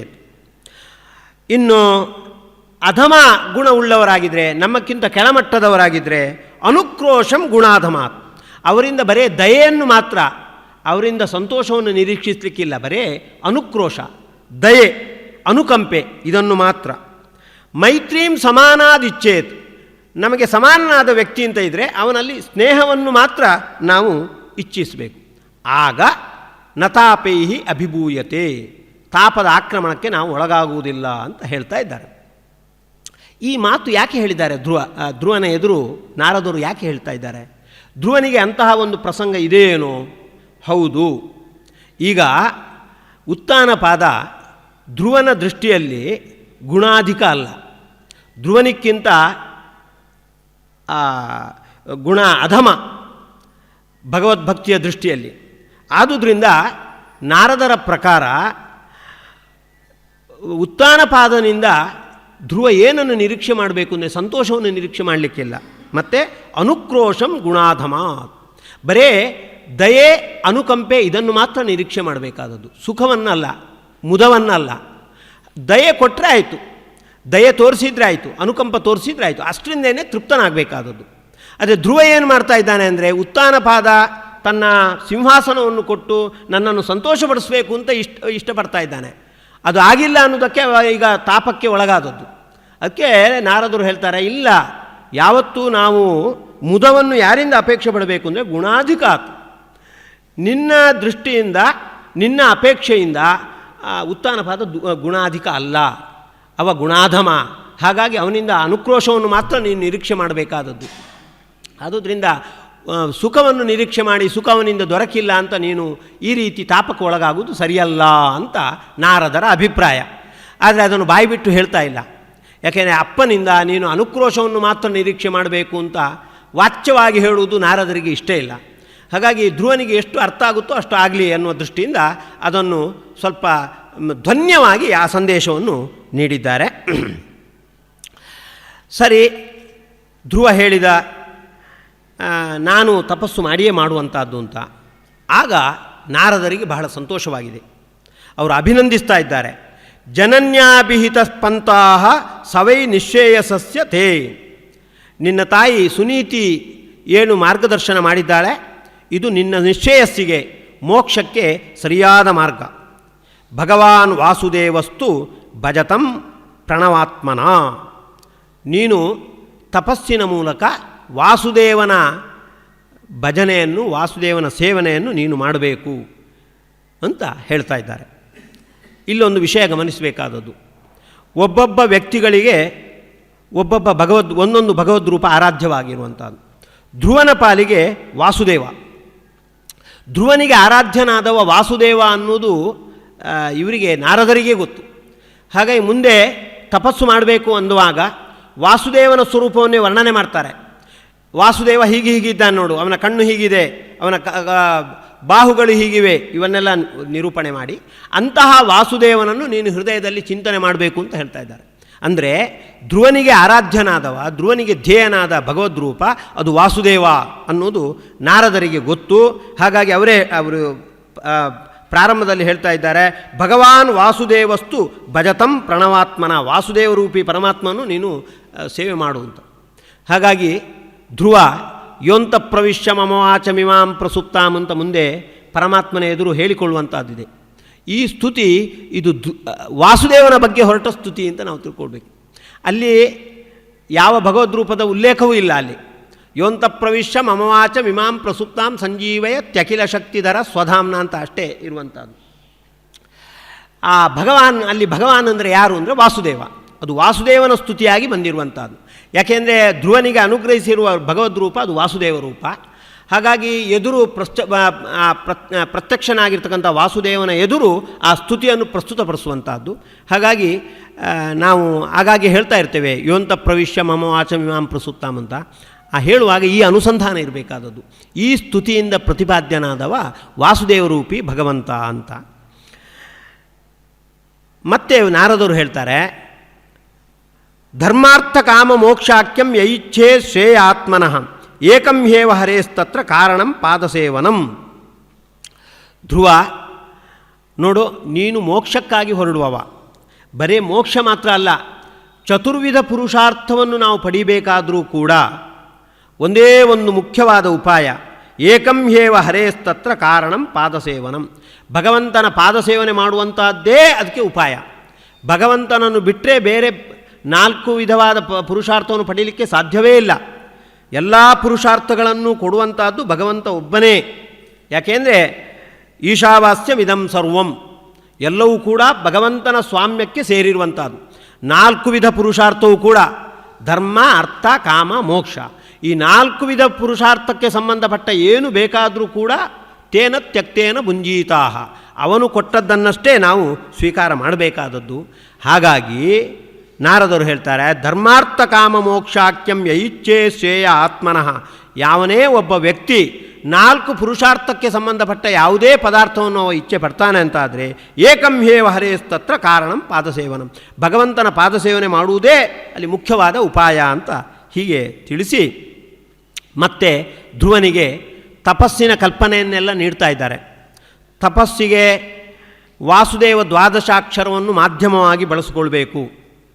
ಸ್ವಾರಸ್ಯ ಅಂದರೆ ವಾಸುದೇವ ದ್ವಾದಶಾಕ್ಷರ ಮಂತ್ರದ ಉಪದೇಶವೂ ಇರಲಿಲ್ಲ, ಉಪದೇಶವನ್ನೂ ಮಾಡ್ತಾರೆ. ಓಂ ನಮೋ ಭಗವತೆ ವಾಸುದೇವಾಯೇತಿ ಮಂತ್ರೇಣಾನೇನ ದೇವಸ್ಯ ಕುರ್ಯಾದ್ರವ್ಯಮಯೀಂ ಬುಧಃ ಅಂತ ಹೇಳ್ತಾರೆ. ಓಂ ನಮೋ ಭಗವತೆ ವಾಸುದೇವಾಯ ಅನ್ನೋದು ವಾಸುದೇವ ದ್ವಾದಶಾಕ್ಷರ ಮಂತ್ರ. ಅದನ್ನು ಉಪದೇಶ ಮಾಡಿ ಅದರ ಮಾಧ್ಯಮದಲ್ಲಿ ತಪಸ್ಸು ಮಾಡಬೇಕಾದದ್ದು. ಎಲ್ಲಿ ಮಾಡಬೇಕು ಆ ಸ್ಥಳವನ್ನು ಹೇಳ್ತಾ ಇದ್ದಾರೆ. ಮಧುವನ ಅಂತ, ಯಮುನಾ ನದಿಯ ತೀರದಲ್ಲಿ ಮಧುವನ ಅಂತ ಇದೆ. ಅಲ್ಲಿ ವಿಶೇಷವಾಗಿ ದೇವತೆಗಳ ಸನ್ನಿಧಾನ ಇದೆ. ಹಾಗಾಗಿ ಅಲ್ಲಿ ಮಾಡಬೇಕು.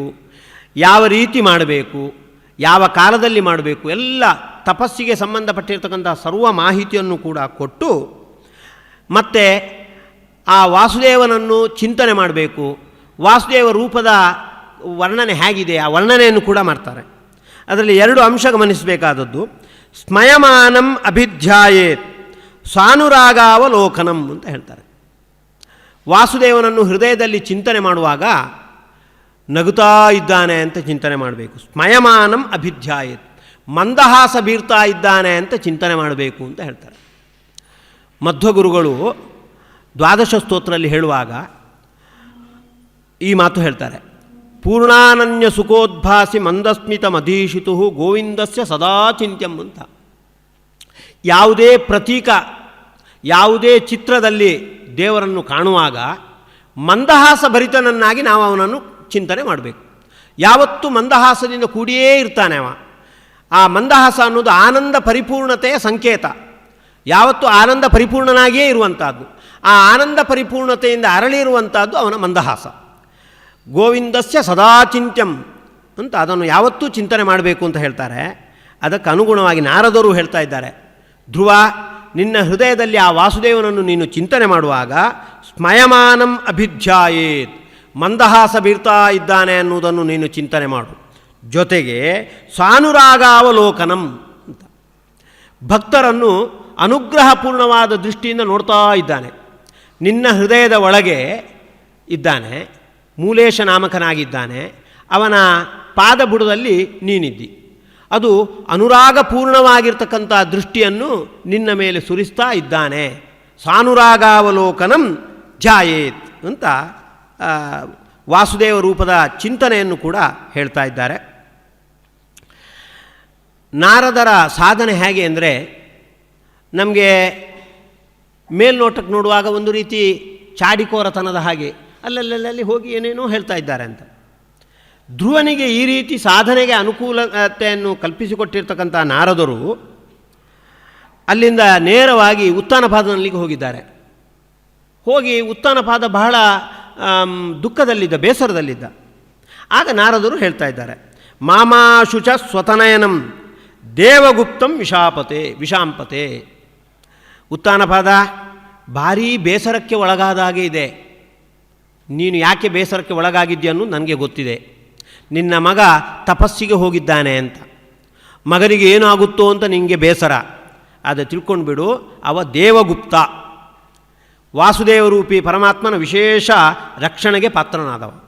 ಹಾಗಾಗಿ ಅವ 5 ವರ್ಷದ ಬಾಲಕನಾದರೂ ಕಾಡಿನಲ್ಲಿದ್ದರೂ ಕೂಡ ಯಾವುದೇ ಘಾತಕ ಪ್ರಾಣಿಗಳು ಏನೂ ಅವನನ್ನು ಮಾಡುವುದಿಲ್ಲ.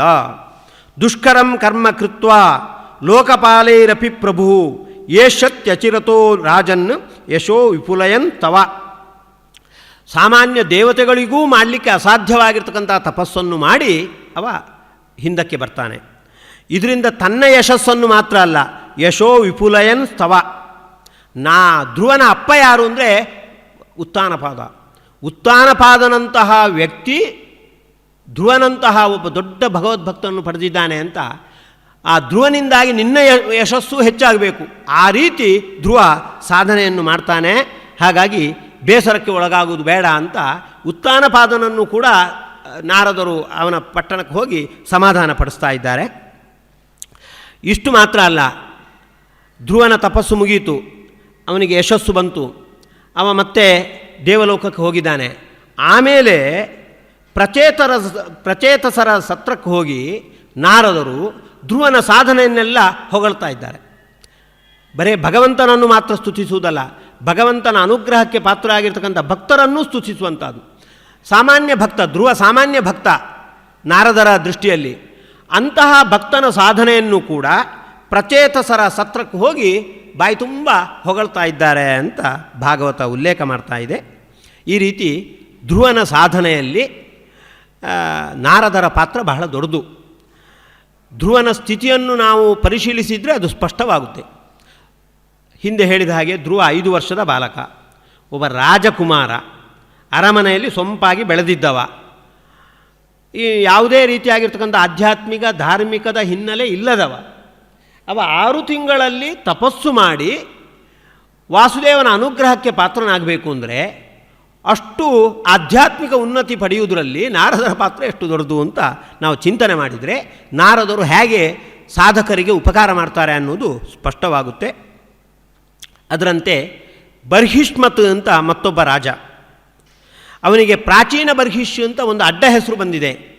ಯಾಕೆಂದರೆ ಮಹಾಕರ್ಮಠ, ಹೋದಲ್ಲೆಲ್ಲ ಪೂರ್ವ ದಿಕ್ಕಿಗೆ ದರ್ಬೆ ಹಾಕೋದು, ಯಾಗ ಮಾಡೋದು, ಕರ್ಮ ಕರ್ಮ ಕರ್ಮ, ಯಾಗ ಯಾಗ ಯಾಗ ಮತ್ತೆ ಮತ್ತೆ ಮಾಡ್ತಾ ಇದ್ದಾನೆ.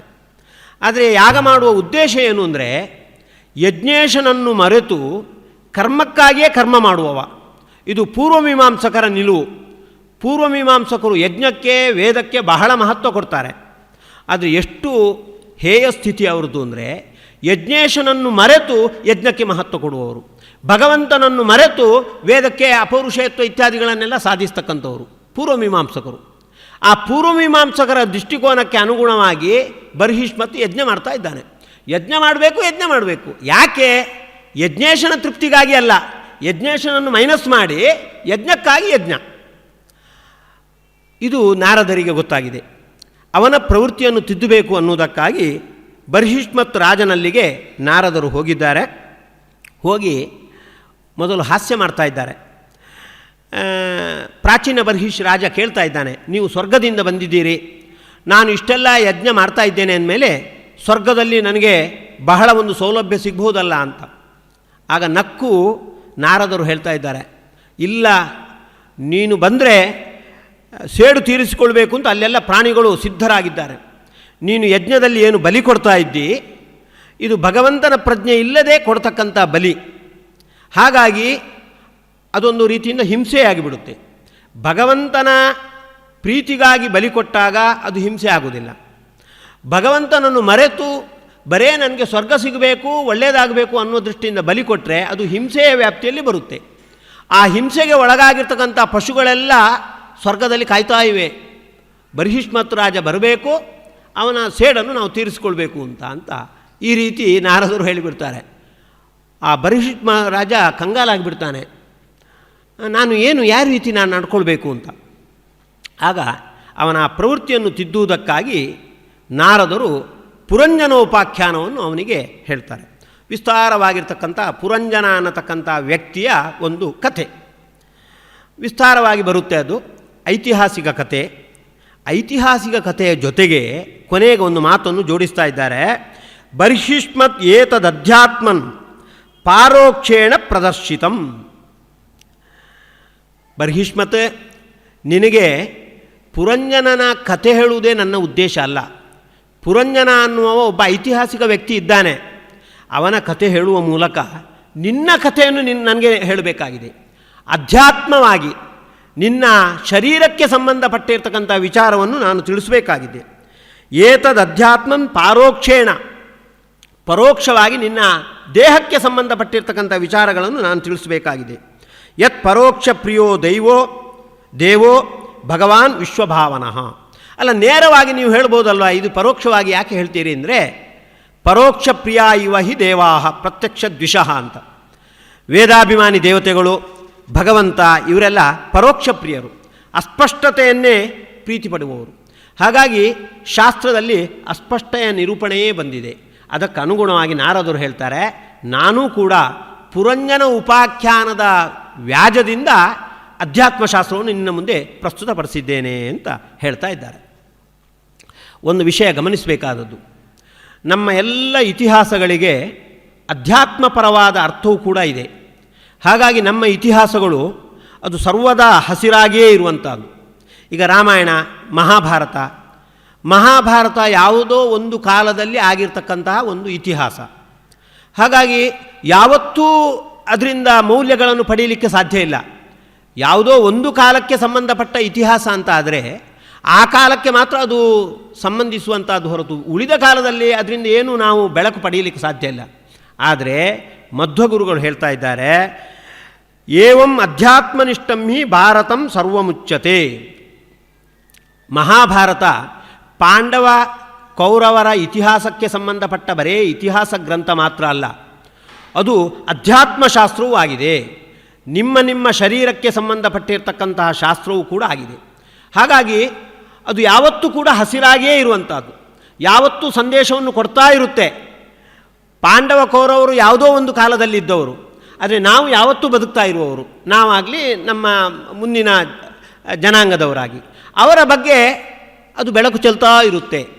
ಇದು ಬರೇ ಮಹಾಭಾರತಕ್ಕೆ ಮಾತ್ರ ಸಂಬಂಧಪಡುವಂಥದ್ದಲ್ಲ, ನಮ್ಮ ಎಲ್ಲ ಇತಿಹಾಸಗಳಿಗೂ ಸಂಬಂಧಪಡುವಂಥದ್ದು. ಹಾಗಾಗಿ ನಮ್ಮ ಇತಿಹಾಸ ಅದು ಸಾರ್ವತ್ರಿಕ ಮೌಲ್ಯವನ್ನು ಒಳಗೊಂಡಿರುವಂಥದ್ದು. ಅದು ರಾಮಾಯಣ ಇರ್ಬೋದು, ಪುರಾಣಗಳಲ್ಲಿ ಬಂದಿರತಕ್ಕಂಥ ಕಥೆ ಇರ್ಬೋದು, ಮಹಾಭಾರತ ಇರ್ಬೋದು. ಏವಂ ಅಧ್ಯಾತ್ಮನಿಷ್ಠಂ ಹಿ ಭಾರತಂ ಸರ್ವಮುಚ್ಯತೆ ಅಂತ ಭಾರತವನ್ನು ಉಪಲಕ್ಷಣವಾಗಿ ಹೇಳಿರುವಂಥದ್ದು. ಎಲ್ಲ ಇತಿಹಾಸ ಕಥೆಗಳನ್ನು ನಾವು ಹೇಗೆ ಅಧ್ಯಾತ್ಮಪರವಾಗಿ ನೋಡಬೇಕು ಅನ್ನುವುದಕ್ಕೆ ನಾರದರು ಪುರಂಜನೋಪಾಖ್ಯಾನವನ್ನು ನಮ್ಮ ಮುಂದೆ ಇಟ್ಟಿದ್ದಾರೆ. ಪುರಂಜನನ ಕಥೆಯನ್ನು ಹೇಳಿ, ಇದು ಪುರಂಜನನ ಒಂದು ಕಥೆ, ಜೊತೆಗೆ ಎಲ್ಲರೂ ಒಂದು ದೃಷ್ಟಿಯಿಂದ ಪುರಂಜನರಾಗ್ತಾರೆ. ಪುರುಷಂ ಪುರಂಜನಂ ವಿದ್ಯಾತ್ ಯದ್ವ್ಯನಕ್ತಿ ಆತ್ಮನ ಪುರಂ. ಪುರಂಜನ ಅಂದರೆ ಪುರದಲ್ಲಿ ಹುಟ್ಟುವವ ಅಂತ ಅರ್ಥ, ಪುರದಲ್ಲಿ ಕಾಣಿಸಿಕೊಳ್ಳುವವ ಅಂತ ಅರ್ಥ. ಪುರ ಅಂದರೆ ಈ ದೇಹವೇ ಪುರ, ಅದರಲ್ಲಿ ಕಾಣಿಸಿಕೊಳ್ಳತಕ್ಕಂಥ ಪ್ರತಿಯೊಬ್ಬ ಜೀವನೂ ಕೂಡ ಒಂದು ದೃಷ್ಟಿಯಿಂದ ಪುರಂಜನ. ಆ ಪುರಂಜನಿಗೆ ಒಬ್ಬ ಗೆಳೆಯ ಇದ್ದ, ಅವನಿಗೆ ಅವಿಜ್ಞಾತ ಅಂತಲೇ ಹೆಸರು. ಅವನ ಮಾಹಿತಿ ಪುರಂಜನಿಗೆ ಇರಲಿಲ್ಲ. ಅಂತೆಯೇ ಇಲ್ಲಿಯೂ ಕೂಡ ಒಬ್ಬ ಇದ್ದಾನೆ, ಯೋ ಅವಿಜ್ಞಾತಾಹ್ವಯಸ್ತಸ್ಯ ಪುರುಷಸ್ಯ ಸಖೇಶ್ವರ. ಅಲ್ಲಿ ಹೇಗೆ ಅವಿಜ್ಞಾತನಾದ ಒಬ್ಬ ಗೆಳೆಯ ಇದ್ದನೋ ಆ ರೀತಿ ಇವನಿಗೂ ಇಲ್ಲಿಯೂ ಕೂಡ ಇದ್ದಾನೆ. ಯಾರು ಅಂದರೆ ಭಗವಂತ. ಭಗವಂತನೇ ದ್ವಾಸುಪರ್ಣ ಸೈಜಾ ಸಖಾಯು ಅಂತ ಹೇಳಿದ ಹಾಗೆ ಎಲ್ಲ ಜೀವರ ಪಾಲಿಗೆ ಗೆಳೆಯನಾಗಿರುವ ಭಗವಂತ. ಆದರೆ ಭಗವಂತ ಗೆಳೆಯನಾಗಿದ್ದಾನೆ ಅನ್ನೋದನ್ನು ನಾವು ವಿಶ್ಲೇಷಿಸಿಕೊಳ್ಳುವುದೇ ಇಲ್ಲ. ಪುರಂಜನ ಹೇಗೆ ತನ್ನ ಗೆಳೆಯನನ್ನು ಮರೆತು ಬಿಟ್ಟಿದ್ನೋ ಆ ರೀತಿ ನಾವು ಕೂಡ ನಮ್ಮ ಗೆಳೆಯನನ್ನು, ಆ ಭಗವಂತನನ್ನು ಮರೆತು ಬಿಡುವಂತಹದ್ದು. ಹಾಗಾಗಿ ಗೆಳೆಯನನ್ನು ಮರೆತದ್ರಿಂದಾಗಿ ಪುರಂಜನ ಅವ ದುರಂತಕ್ಕೆ ಒಳಗಾದ. ನಾವು ಕೂಡ ಆ ಗೆಳೆಯ ಭಗವಂತ ಕಣ್ಣಿಗೆ ಏವಂದದಿ, ಕಣ್ಣಿಗೆ ರೆಪ್ಪೆ ಹೇಗೆ 24 ತಾಸು ಅದರ ಜೊತೆಗೇ ಇದ್ದು ಹೇಗೆ ರಕ್ಷಣೆ ನೀಡುತ್ತೋ ಆ ರೀತಿ ರಕ್ಷಣೆ ನೀಡ್ತಾ ಇರ್ತಕ್ಕಂಥ ಗೆಳೆಯನನ್ನು ಮರೆತು ಬಿಡುವುದರಿಂದಾಗಿ ನಮ್ಮ ಜೀವನ ದುರಂತಕ್ಕೆ ಒಳಗಾಗುತ್ತೆ ಅಂತ ಪುರಂಜನೋಪಾಖ್ಯಾನದ ನೆಪದಲ್ಲಿ ನಮ್ಮೆಲ್ಲರ ಜೀವನಶಾಸ್ತ್ರವನ್ನು ನಾರದರು ಮುಂದೆ ಇಟ್ಟು ಆ ಮೂಲಕ ಎಲ್ಲ ಇತಿಹಾಸ ಗ್ರಂಥಗಳಿಗೂ ಕೂಡ ಅಧ್ಯಾತ್ಮಪರವಾದ ಅರ್ಥವನ್ನು ಕೂಡ ನಾವು ಕಾಣಬೇಕು ಅನ್ನುವ ಸೂಚನೆಯನ್ನು, ಧ್ವನಿಯನ್ನು ಇಲ್ಲಿ ನೀಡಿದ್ದಾರೆ. ಮತ್ತೆ ಹೇಳ್ತಾ ಇದ್ದಾರೆ ನೋಡು, ಬರ್ಹಿಷ್ಮತ್ ನೈಕಾಂತತ ಪ್ರತೀಕಾರ ಕರ್ಮಣಾಂ ಕರ್ಮ ಕೇವಲಂ. ನೀನು ಯಜ್ಞ ಮಾಡ್ತಾ ಇದೆಯಲ್ಲ, ಯಜ್ಞ ಮಾಡುವ ನಿನ್ನ ಉದ್ದೇಶ ಏನು ಅಂದರೆ ಯಜ್ಞದಿಂದಾಗಿ ಸಂಸಾರದಲ್ಲಿ ಬರ್ತಕ್ಕಂಥ ಎಲ್ಲ ಕ್ಲೇಶವನ್ನು ದೂರ ಮಾಡುವಂಥದ್ದು ಅಂತ. ಆದರೆ ಅದು ಆಗುವುದಿಲ್ಲ. ಕರ್ಮಕ್ಕೆ ಅಷ್ಟು ಸಾಮರ್ಥ್ಯ ಇಲ್ಲ. ಕರ್ಮ ಪೂರ್ಣವಾಗಿ ನಮ್ಮ ದುಃಖವನ್ನು ದೂರ ಮಾಡುವುದಿಲ್ಲ. ನೈಕಾಂತತ ಪ್ರತೀಕಾರ ಕರ್ಮಣಾಂ ಕರ್ಮ ಕೇವಲಂ. ಕರ್ಮದಿಂದ ಪೂರ್ಣ ಒಂದು ಹಂತದಲ್ಲಿ ಏನೋ ಒಂದು ಸುಖ ಬರ್ಬೋದು, ಆದರೆ ಎಲ್ಲ ಪಾಪವನ್ನು, ಎಲ್ಲ ದುಃಖವನ್ನು ಪರಿಹಾರ ಮಾಡುವ ಸಾಮರ್ಥ್ಯ ಅದಕ್ಕೆ ಇಲ್ಲ. ಹೇಗೆ ಅಂದರೆ ಅದಕ್ಕೊಂದು ದೃಷ್ಟಾಂತ ಕೊಡ್ತಾರೆ ನೋಡಿ. ಯಥಾಹಿ ಪುರುಷೋ ಭಾರಂ ಶಿರಸಾ ಗುರುಮುದ್ವಹನ್ ತಂ ಸ್ಕಂಧೇನ ಸಾದತ್ತೆ ತಥಾ ಸರ್ವ ಪ್ರತಿಕ್ರಿಯಾ.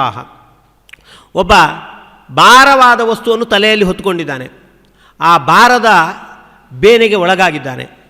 ಅದನ್ನು ಪರಿಹಾರ ಮಾಡಬೇಕಾದ್ರೆ ಏನು ಮಾಡಬೇಕು? ಆ ಭಾರದ ವಸ್ತುವನ್ನು ತಲೆಯಿಂದ ತೆಗೆದು ನೆಲದ ಮೇಲೆ ಇಡಬೇಕು. ಅದು ಬಿಟ್ಟು ಆ ತಲೆಯಿಂದ ತೆಗೆದು ತನ್ನ ಹೆಗಲಿಗೆ ವರ್ಗಾವಣೆ ಮಾಡಿಕೊಂಡಿದ್ದಾನೆ. ಆಗ ಅಯ್ಯಪ್ಪ ಅಂತ ಅನಿಸುತ್ತೆ, ಆದರೆ ಒಂದು 5 ನಿಮಿಷ ಮಾತ್ರ ಪುನಃ ನೋವು ಶುರುವಾಗುತ್ತೆ. ಯಥಾಹಿ ಪುರುಷೋ ಭಾರಂ ಶಿರಸಾ ಗುರುಮುದ್ವಹನ್ ತಂ ಸ್ಕಂದೇನ ಸಾದತ್ತೆ. ಆ ಹೆಗಲು ನೋವಾಗುತ್ತೆ, ಎಡ ಹೆಗಲು ನೋವಾಗುತ್ತೆ, ಅದಕ್ಕಾಗಿ ಅದರಿಂದ ಬಲ ಹೆಗಲಿಗೆ ಇಡ್ತಾನೆ. ಆಗ ಒಮ್ಮೆ ಅಯ್ಯಪ್ಪ ಆಗುತ್ತೆ, ಪುನಃ ನೋವು ಶುರುವಾಗುತ್ತೆ. ಅದೇ ರೀತಿ ಸಂಸಾರದಲ್ಲಿರ್ತಕ್ಕಂಥ ತಾಪಗಳು, ಅದಕ್ಕೆ ಏನೋ ಒಂದು ಕರ್ಮದಿಂದ ಪರಿಹಾರ ಮಾಡಿದರೆ ಒಂದು ಹಂತದಲ್ಲಿ ಸುಖ ಸಿಕ್ಕಿದಾಗ ಆಗುತ್ತೆ, ಪುನಃ ಮತ್ತೊಂದು ಸಮಸ್ಯೆ ಶುರುವಾಗುತ್ತೆ. ಆದುದರಿಂದ ಎಲ್ಲ ಸಮಸ್ಯೆಯನ್ನು ಪರಿಹಾರ ಮಾಡಬೇಕಾಗಿದೆ ಕರ್ಮ ಸಾಲದು, ಮತ್ತು ಕರ್ಮದ ಜೊತೆಗೆ ಭಗವಂತನ ಜ್ಞಾನವೂ ಬೇಕು ಅಂತ ಹೇಳ್ತಾ ಇದ್ದಾರೆ. ಮಹತ್ವಪೂರ್ಣವಾಗಿರ್ತಕ್ಕಂಥ ಒಂದು ಸಂದೇಶ. ತತ್ಕರ್ಮ ಹರಿತೋಷಂ ಯತ್ ಸಾವಿದ್ಯಾ ತನ್ಮತಿರ್ಯಯ. ಇದು ಭಾಗವತದ ಕೀ ಸೆಂಟೆನ್ಸ್ ಅಂತ ಇದ್ದ ಹಾಗೆ ಮುಖ್ಯವಾಗಿರ್ತಕ್ಕಂಥ ಸಂದೇಶ. ಕರ್ಮವನ್ನು ನಾವು ಮಾಡ್ತಾ ಇರ್ತೇವೆ. ಕರ್ಮ ಅಂದರೆ ಏನು? ನಾರದರು ಕರ್ಮದ ಬಗ್ಗೆ ಬೆಳಕು ಚೆಲ್ತಾ ಇದ್ದಾರೆ. ತತ್ಕರ್ಮ ಹರಿತೋಷಂ ಯತ್ ಅಂತ. ಕರ್ಮಾಧ್ಯಕ್ಷನಾದ ಭಗವಂತನ ಸಂತೋಷಕ್ಕೆ ಯಾವುದು ಕಾರಣವಾಗುತ್ತೋ ಅದೇ ಕರ್ಮ. ಧರ್ಮಶಾಸ್ತ್ರ ಹೇಳಿರ್ತಕ್ಕಂಥ ಅಶ್ವಮೇಧಾದಿ ಯಾಗವೇ ಆಗಿರಲಿ, ಅದು ಯಜ್ಞೇಶನ ಸಂತೋಷವನ್ನು ಉದ್ದೇಶದಿಂದ ಹೊರಟಿಲ್ಲ ಅಂದರೆ ಅದು ಕರ್ಮ ಆಗುವುದಿಲ್ಲ. ಕರ್ಮ ಅಂತ ಆಗಬೇಕಾಗಿದ್ದರೆ ಹರಿತೋಷ, ಆ ಕರ್ಮಾಧ್ಯಕ್ಷನಾದ ಪರಮಾತ್ಮನ ಸಂತೋಷಕ್ಕೆ ಅದು ಕಾರಣ ಆಗಲೇಬೇಕು. ಹಾಗಾಗಿ ಬರ್ಹಿಷ್ಮತ್ ಅಷ್ಟರವರೆಗೆ ಏನು ಯಾಗ ಮಾಡ್ತಾ ಇದ್ದ, ಈ ಮೂಲಭೂತವಾದ ವಿಚಾರವನ್ನೇ ಅವ ತಿಳ್ಕೊಂಡಿಲ್ಲ. ಯಜ್ಞೇಶನನ್ನು ಮರೆತು ಅವ ಯಜ್ಞ ಮಾಡ್ತಾ ಇದ್ದ. ಅದಕ್ಕಾಗಿ ತತ್ಕರ್ಮ ಹರಿತೋಷಂ ಯತ್. ಸಾ ವಿದ್ಯಾ ತನ್ಮತಿರ್ಯಯ ಅಂತ. ವಿದ್ಯೆ ಅಂದರೆ ಯಾವುದು ಅಂತ ಪ್ರಾಸಂಗಿಕವಾಗಿ ಹೇಳ್ತಾ ಇದ್ದಾರೆ. ನಾವು ಬೇರೆ ಬೇರೆ ವಿದ್ಯೆ ಅಂತ ನಾವು ಕರಿತೇವೆ, ಇಲ್ಲ. ತನ್ಮತಿರ್ಯಯ, ಯಾವ ವಿದ್ಯೆಯಿಂದ ಭಗವಂತನ ವಿಷಯಕವಾದ ಜ್ಞಾನ ಉಂಟಾಗುತ್ತೋ ಅದೇ ನಿಜವಾದ ವಿದ್ಯೆ, ಉಳಿದದ್ದೆಲ್ಲ ಅವಿದ್ಯೆಯ ವ್ಯಾಪ್ತಿಯಲ್ಲೇ ಬರುವಂಥದ್ದು ಅಂತ. ಸಾ ವಿದ್ಯಾ ತನ್ಮತಿರ್ಯಯ ಅಂತ ಆ ಸಂದರ್ಭದಲ್ಲಿ ನಾರದರು ಉಪದೇಶ ನೀಡ್ತಾ ಇದ್ದಾರೆ. ಹೀಗೆ ಬರ್ಹಿಷ್ಮತಿಗೆ ಮಾತ್ರ ಅಲ್ಲ, ಅವನ 10 ಮಂದಿ ಮಕ್ಕಳು ಪ್ರಚೇತಸ ಅಂತ ಒಂದೇ ಹೆಸರು ಉಳ್ಳವರು, ಅವರು ರುದ್ರಗೀತದ ಮೂಲಕ ರುದ್ರರ ಉಪದೇಶ ಪಡ್ಕೊಂಡು ಸಮುದ್ರಕ್ಕೆ ಹೋಗಿ 10,000 ವರ್ಷ ತಪಸ್ಸು ಮಾಡಿ ಬಂದವರು. ಬಂದ ಮೇಲೆ ನಾರದರು ಅವರಿಗೆ ಉಪದೇಶ ನೀಡ್ತಾ ಇದ್ದಾರೆ. ಏನು ಹೇಳ್ತಾ ಇದ್ದಾರೆ ಅಂದರೆ, ಯಥಾ ತರೋರ್ ಮೂಲ ನಿಷೇವಣೇನ ತುಷ್ಯತಿ ತಸ್ಕಂದ ಭುವೋ ವಿಶಾಖಾ ತಥೈವ ಸರ್ವಾರ್ಹಣ ಮತ್ಯುತೇಜ್ಜ ಅಂತ. ಭಗವಂತನಿಗೆ ಪೂಜೆ ಮಾಡಿದಾಗ ಭಗವಂತ ಯಾರ್ಯಾರಲ್ಲಿ ಅಂತರ್ಯಾಮಿಯಾಗಿರ್ತಾನೆ ಅವರಿಗೆಲ್ಲ ಒಂದು ಹಂತದಲ್ಲಿ ಪೂಜೆ ಮಾಡಿದಂತೆ ಆಗುತ್ತೆ. ಇದು ಹೇಗೆ ಅಂದರೆ ಒಂದು ದೃಷ್ಟಾಂತ, ಒಂದು ಮಾರ್ಮಿಕವಾದ ದೃಷ್ಟಾಂತವನ್ನು ನಾರದರು ಹೇಳ್ತಾ ಇದ್ದಾರೆ. ಯಥಾ ತರೋರ್ ಮೂಲ ನಿಷೇವಣೇನ, ಒಂದು ದೊಡ್ಡ ಮರ ಇದೆ ಅಂತ ತಿಳ್ಕೊಳ್ಳಿ, 1000 ಗೆಲ್ಲುಗಳಿದೆ. ಆ ಎಲ್ಲ ಗೆಲ್ಲುಗಳಿಗೂ ನೀರನ್ನು ತಲುಪಿಸಬೇಕು. ಹೇಗೆ ಮಾಡುವಂಥದ್ದು? ಮರದ ಬುಡಕ್ಕೆ ನೀರು ಹಾಕಿಬಿಟ್ರೆ ಎಲ್ಲದಕ್ಕೆ ನೀರು ತಲುಪುತ್ತೆ. ಯಥಾ ತರೋರ್ ಮೂಲ ನಿಷೇವಣೇನ ತುಷ್ಯಂತಿ ತಸ್ಕಂದ ಭುವೋ ವಿಶಾಖಾ. ಎಲೆ, ಟಸಿಲು, ಗಿಸಿಲು ಎಲ್ಲವೂ ಕೂಡ ಅದಕ್ಕೆ ಎಷ್ಟೆಷ್ಟು ನೀರು ಬೇಕೋ ಅಷ್ಟೆಲ್ಲ ತಲುಪಿಬಿಡುತ್ತೆ. ತಥೈವ ಸರ್ವಾರ್ಹಣ ಮಚ್ಚುತೇಜ್ಜ. ಭಗವಂತ ಎಲ್ಲರ ಹೃದಯದಲ್ಲಿ ಇರುವವ, ಅವನನ್ನು ಗುರುತಿಸಿ ನಾವು ಭಗವಂತನಿಗೆ ಪೂಜೆ ಸಲ್ಲಿಸಿದಾಗ ಆ ಭಗವಂತ ಯಾರ್ಯಾರ ಹೃದಯದಲ್ಲಿದ್ದಾನೋ ಅವರಿಗೆಲ್ಲ ಒಂದು ಹಂತದಲ್ಲಿ ಪೂಜೆ ಸಂದಂತಾಗುತ್ತೆ ಅಂತ ಆ ಪೂಜೆಯ ಬಗ್ಗೆ ಅಂತರ್ಯಾಮಿ ದೃಷ್ಟಿಯನ್ನಿಟ್ಟುಕೊಂಡು ಯಾವ ರೀತಿ ಆರಾಧನೆ ನಡೆಸಬೇಕು ಅನ್ನೋದಕ್ಕೆ ಒಂದು ಉತ್ತಮವಾಗಿರ್ತಕ್ಕಂಥ ದೃಷ್ಟಾಂತ ಕೊಟ್ಟು ಆ ಪ್ರಚೇತಸರಿಗೆ ಮನವರಿಕೆ ಮಾಡ್ತಾ ಇದ್ದಾರೆ. ಭಗವಂತನನ್ನು ಸಂತೋಷಪಡಿಸಬೇಕಾಗಿದ್ದರೆ 3 ಭಾವನೆಗಳನ್ನು ಅಳವಡಿಸಿಕೊಳ್ಬೇಕು ಅಂತ ಆ ಸಂದರ್ಭದಲ್ಲಿ ಹೇಳ್ತಾರೆ. ದಯೆಯಾ ಸರ್ವಭೂತೇಷು ಸಂತುಷ್ಟ್ಯ ಏನಕೇನವ ಸರ್ವೇಂದ್ರಿಯ ಉಪಶಾಂತ್ಯಾಚ ತುಷ್ಯತ್ಯಾಶು ಜನಾರ್ದನ. ಭಗವಂತ ಸಂತುಷ್ಟನಾಗಬೇಕಾಗಿದೆ ಈ 3 ಗುಣಗಳನ್ನು ಅಳವಡಿಸ್ಕೊಳ್ಬೇಕಂತೆ. ದಯೆಯಾ ಸರ್ವಭೂತೇಷು, ಎಲ್ಲ ಭೂತಗಳಲ್ಲಿ ಎಲ್ಲ ಪ್ರಾಣಿಗಳಲ್ಲಿ ದಯೆಯನ್ನು ಅಳವಡಿಸಿಕೊಳ್ಬೇಕು. ದಯೆಯನ್ನು ಅಳವಡಿಸಿಕೊಳ್ಳುವಾಗ ನಮ್ಮ ಭಾವನೆ ಹೇಗಿರಬೇಕು ಅಂದರೆ, ಭಗವಂತ ಅಲ್ಲಿ ಅಂತರ್ಯಾಮಿಯಾಗಿದ್ದಾನೆ ಅಂತ ಇಟ್ಟುಕೊಂಡು ದಯೆಯನ್ನು ತೋರಿಸಬೇಕಾದ. ಸಂತುಷ್ಟ್ಯ ಏನಕೇನವ, ಯಾವತ್ತೂ ಸಂತುಷ್ಟರಾಗಿರಬೇಕಾದದ್ದು, ಆ ಅಸಮಾಧಾನಕ್ಕೆ ಒಳಗಾಗಬಾರ್ದು. ಸರ್ವೇಂದ್ರಿಯ ಉಪಶಾಂತ್ಯಾಚ, ಎಲ್ಲ ಇಂದ್ರಿಯಗಳ ಉಪಶಮನಕ್ಕೆ ಒಳಗಾಗಬೇಕಾದದು. ಇಂದ್ರಿಯ ಚಾಪಲ್ಯಕ್ಕೆ ಒಳಗಾಗದೆ ಇಂದ್ರಿಯಗಳ ಉಪಶಮನಕ್ಕೆ ಒಳಗಾದಾಗ ತುಷ್ಯತ್ಯಾಶು ಜನಾರ್ದನ, ಭಗವಂತ ಬೇಗ ಸಂತುಷ್ಟನಾಗ್ತಾನೆ ಅಂತ ಆ ಪ್ರಚೇತಸರ ಎದುರು ಹೇಳ್ತಾ ಇದ್ದಾರೆ. ದಕ್ಷ ಪ್ರಜಾಪತಿಯ ಶಾಪಕ್ಕೆ ಒಳಗಾಗಿದ್ದಾರೆ ನಾರದರು. ಅವರ ಜೀವನದ 3 ಘಟನೆಗಳು. ಒಂದು, ಅವರು ದಾಸಿ ಪುತ್ರನಾಗಿ ಹುಟ್ಟಲಿಕ್ಕೆ ಕಾರಣ, ಅದೊಂದು.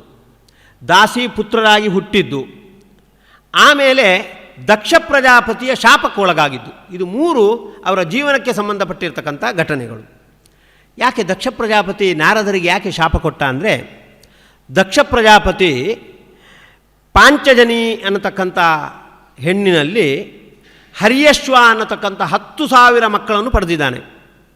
ಅವನ ಉದ್ದೇಶ ಆ ಮಕ್ಕಳ ಮೂಲಕ ಸೃಷ್ಟಿಯನ್ನು ಮುಂದುವರಿಸಬೇಕು ಅಂತ. ಅವರಿಗೆ ನೀವು ಸೃಷ್ಟಿಯಲ್ಲಿ ತೊಡಗಿ ಅಂತ ಹೇಳಿದ್ದಾನೆ.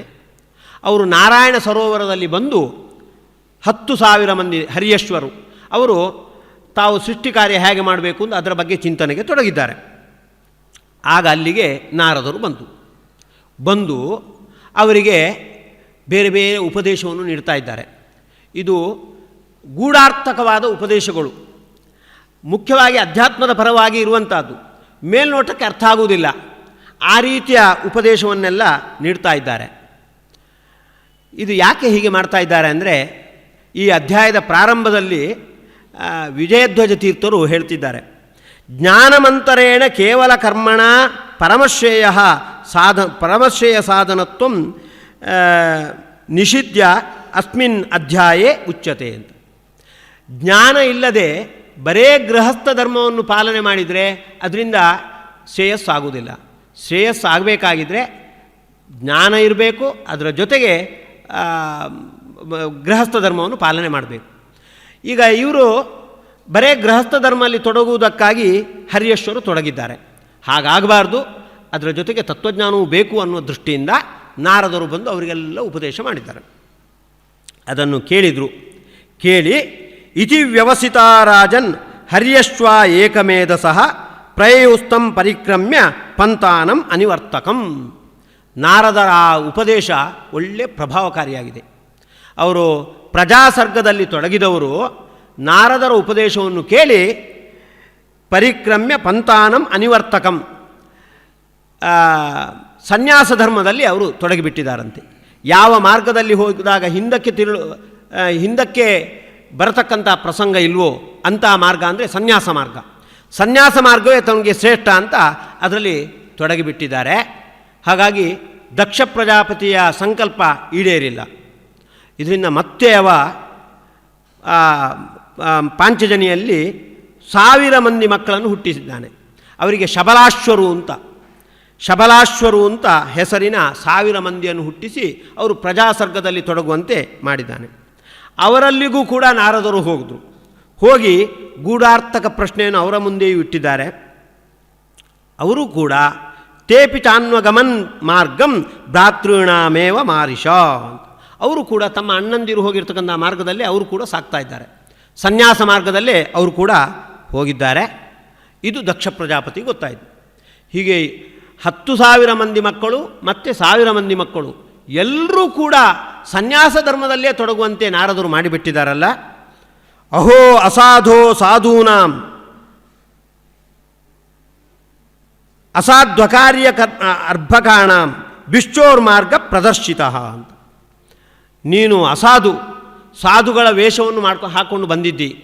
ನನ್ನ ಮಕ್ಕಳು ಬಿಶ್ಚು ಮಾರ್ಗವನ್ನು ಹಿಡಿಯುವಂತೆ ಮಾಡಿದ್ದಿ, ಸನ್ಯಾಸಿಗಳಾಗುವಂತೆ ಮಾಡಿದ್ದಿ. ನಾನು ಅವರು ಪ್ರವೃತ್ತ ಮಾರ್ಗದಲ್ಲಿ ತೊಡಗಬೇಕು ಅಂತ ಇದ್ದೆ. ಆದರೆ ನೀನು ಅವರ ತಲೆ ಕೆಡಿಸಿ ಅವರು ಸನ್ಯಾಸ ಮಾರ್ಗದಲ್ಲಿ ತೊಡಗುವಂತೆ ನೀನು ಮಾಡಿದ್ದಿ. ತಸ್ಮಾ ಲೋಕೇಶು ತೇ ಮೂಢ ನಭವೇತ್ ಭ್ರಮತ ಪದಂ ಅಂತ ಹೇಳ್ತಾ ಇದ್ದಾನೆ. ಹಾಗಾಗಿ ನೀನು ಲೋಕದಲ್ಲಿ ಅಡ್ಡಾಡ್ತಾ ಇರಬೇಕು. ನಭವೇತ್ ಭ್ರಮತ ಪದಂ, ನೀನು ಅಡ್ಡಾಡ್ತಾ ಇರುವಾಗ ಪದಂ ಅಂದರೆ ಒಂದು ಜಾಗದಲ್ಲಿ ಸ್ಥಿರವಾಗಿ ನಿಲ್ಲುವಂತೆ ಇಲ್ಲವೇ ಇಲ್ಲ, ಬೇರೆ ಬೇರೆ ಬೇರೆ ಕಡೆಗೆ ಹೋಗ್ತಾ ಇರುವಂಥದ್ದು. ಇದು ನಿನಗೆ ಸ್ಥಿತಿಯಾಗಲಿ ಅಂತ ದಕ್ಷ ಪ್ರಜಾಪತಿ ನಾರದರಿಗೆ ಕೊಟ್ಟಿರ್ತಕ್ಕಂಥ ಶಾಪ. ಒಂದು ಕಡೆ ನೆಲೆ ನಿಲ್ಲುವಂತಿಲ್ಲ, ನಭವೇತ್ ಭ್ರಮತ ಪದಂ, ಸ್ಥಿರವಾಗಿ ನಿಲ್ಲುವಂತೆ ಇಲ್ಲ, ಆ ರೀತಿಯ ಸ್ಥಿತಿ ನಿನಗೆ ಬರಲಿ ಅಂತ ಶಾಪ ಕೊಟ್ಟರೆ ಪ್ರತಿಜಗ್ರಾಹ ತದ್ಬಾಢಂ ನಾರದ ಸಾಧು ಸಮ್ಮತಃ. ಯಾಕೆಂದರೆ ನಾರದರಿಗೆ ಸಾಧನೆ ಮಾಡಲಿಕ್ಕೆ ಈ ಶಾಪ ಇದು ಅನುಕೂಲವಾಯಿತು. ಅವರಿಗೆ ಅಲ್ಲಲ್ಲಿ ಹೋಗಿ ಭಗವದ್ಭಕ್ತರಲ್ಲಿ ಹೋಗಿ ಭಗವಂತನ ಮಹಿಮೆಯನ್ನು ಹೇಳಬೇಕಾಗಿದೆ. ಅದಕ್ಕೆ ಈ ದಕ್ಷಿಣ ಶಾಪ ಅದಕ್ಕೆ ಪೂರಕವಾಯಿತು. ಹಾಗಾಗಿ ಸಂತೋಷದಿಂದ ಅದನ್ನು ಸ್ವೀಕಾರ ಮಾಡಿದ್ದಾರೆ. ಏತಾವಾನ್ ಸಾಧುವಾದೋ ಹಿ ತಿತಿಕ್ಷೇತ ಈಶ್ವರ ಸ್ವಯಂ. ಇದು ಸಜ್ಜನರ ಸ್ವಭಾವವೇ ಹೀಗೆ. ಯಾರಾದರೂ ಶಾಪ ಕೊಟ್ಟರೆ ಅದರ ಹಿನ್ನೆಲೆಯಾಗಿ ದೇವರ ಅನುಗ್ರಹ ಇದೆ ಅಂತ ತಿಳ್ಕೊಂಡು ಅದನ್ನು ಸಂತೋಷದಿಂದ ಸ್ವೀಕಾರ ಮಾಡ್ತಾರೆ. ಅದರಂತೆ ನಾರದರು ಕೂಡ ಅದನ್ನು ಸಂತೋಷದಿಂದ ಸ್ವೀಕಾರ ಮಾಡ್ತಾರೆ ಅಂತ ಹೀಗೆ ನಿರೂಪಣೆ ಮಾಡ್ತಾ ಇದ್ದಾರೆ. ಈ ರೀತಿ ನಾರದರು ಹರಿಯಶ್ವ ಮತ್ತು ಶಬಲಾಶ್ವರನ್ನು ಸನ್ಯಾಸ ಮಾರ್ಗದಲ್ಲಿ ತೊಡಗಿಸಿರುವಂಥದ್ದು. ಇದು ಕೂಡ ಸಾಧನೆಗೆ ಪೂರಕವಾಗಿ ಇರುವಂಥದ್ದು. ನಾವು ಪಂಚಮಸ್ಕಂದದಲ್ಲಿ ನೋಡಿದ್ದೇವೆ. ಪ್ರಿಯವೃತ ಸನ್ಯಾಸದಲ್ಲಿ ತೊಡಗಬೇಕು ಅಂದಾಗ ಚತುರ್ಮುಖ ಬಂದು ನಿನಗೆ ಸನ್ಯಾಸ ಅನ್ನೋದು ವಿಹಿತವಲ್ಲ, ನೀನು ಗೃಹಸ್ಥ ಧರ್ಮವನ್ನೇ ಸ್ವೀಕಾರ ಮಾಡಬೇಕು ಅಂತ ಗೃಹಸ್ಥ ಧರ್ಮದಲ್ಲಿ ಪ್ರಿಯವೃತನನ್ನು ಚತುರ್ಮುಖ ತೊಡಗಿಸಿದ. ಅದರಂತೆ ನಾರದರಿಗೆ ಗೊತ್ತು ಹರಿಯಶ್ವ ಮತ್ತು ಶಬಲಾಶ್ವರು ಇವರು ಇದು ಸನ್ಯಾಸ ಧರ್ಮವನ್ನು ಪಾಲನೆ ಮಾಡಲಿಕ್ಕೆ ಅರ್ಹರಾದವರು, ಅವರ ಸ್ವಭಾವ ಅದಕ್ಕೆ ಪೂರಕವಾಗಿದೆ ಅಂತ ಗೊತ್ತು.